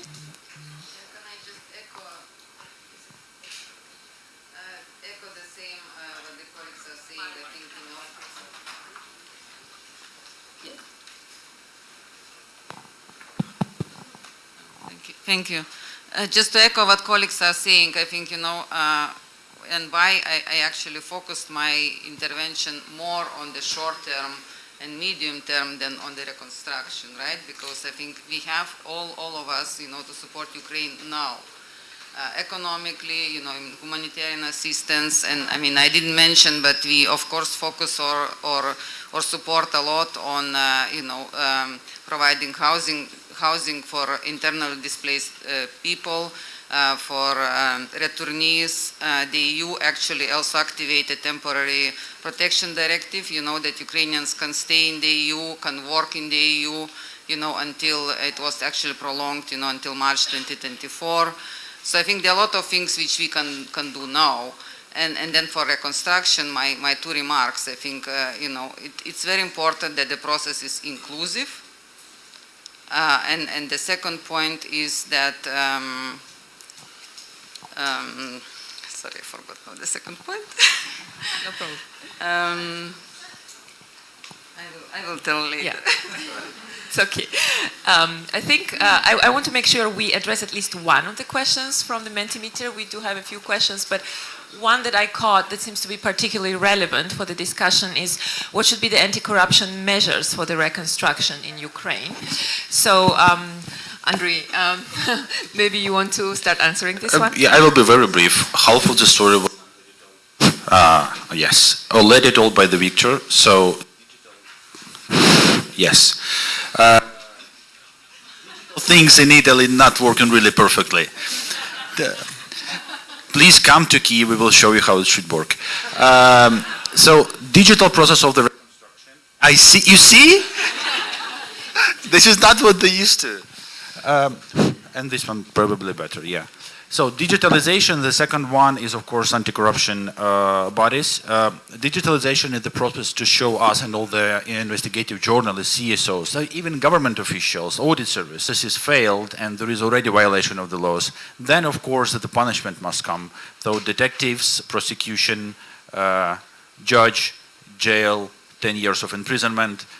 This is the solution for anti-corruption. And Ukraine have lots of done within this, especially thanks to the support of our international partners who were advocating and, let's be honest, pushing our politicians to implement this reform. And I believe it's one of the successful reforms, but the reform is not a thing which is done once and then never can be coming back to that.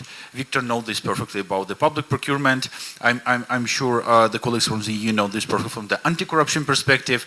So this is actually a very, very easy recipe for the anti-corruption in the reconstruction. Great. Anyone wants to add on that point? Can I just add my second point? Yes, go ahead. Apologize. It was the ownership of, Ukrainian society. the ownership of Ukrainian society and the government, because I think that's key, right? I think you cannot drive the reconstruction without owning it, right? And the link with reforms, I think, colleagues also mentioned that, we all wish to rebuild Ukraine, modern, like really a new country, right? I mean, which is better than it was before the war. Thank you. Thank you.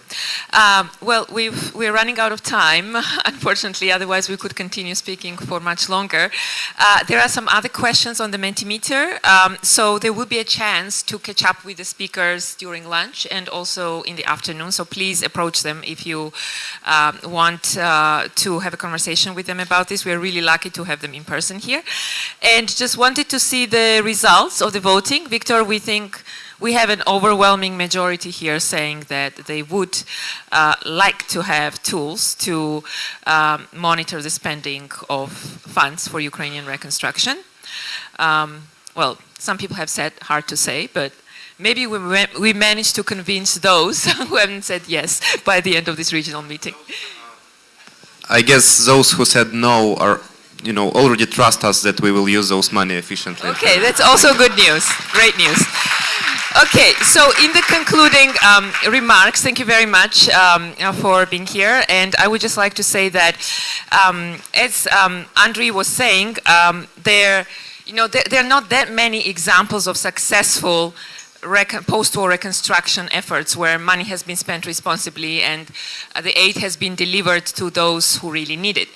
But I think what we have been seeing for the last months, Ukraine has already created precedents of proving a lot of experts and a lot of assumptions wrong by prevailing in the first days of the invasion and by continuing this fight and actually winning back the country bit by bit. So I hope, and this is another challenge, to see that Ukraine can also create another precedent, a successful precedent of actually building back better and doing the reconstruction in the way that is really beneficial and exemplary and an inspiring story globally. And may I add just one statement from Nelson Mandela? It always seems impossible until it's done.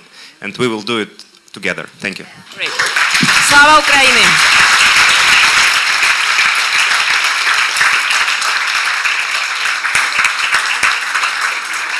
Thank you so much for our wonderful speakers. Thank you, Tinatin, for your moderation. This concludes the end of the opening session of our regional meeting. Before you go to lunch, I just have a few short announcements to make. Firstly, thank you for being such a wonderful, engaged audience. We recognize we only scratched the surface of everything that came in through Mentimeter. As mentioned, all the speakers will be available throughout the next 2 days. Please approach them. We're here to have informal conversations. Before you go to lunch, let me just tell you, we have breakout sessions taking place in this venue. Please check the agenda for times, location, topics. This evening, we have a reception at 7 p.m. at the Galleria del Cardinale Colonna. There's a tour that begins at 7 p.m. Please be there sharp. And then dinner will be served at 7:30. Tomorrow, we begin back here at 9 a.m. There is opportunities to suggest more topics for discussion if something is missing on the agenda. Please see the board on the way to lunch. There will be instructions there about how to add new suggestions or express your interest in those that are already there. Please return your headsets before going to lunch. With that, thank you very much.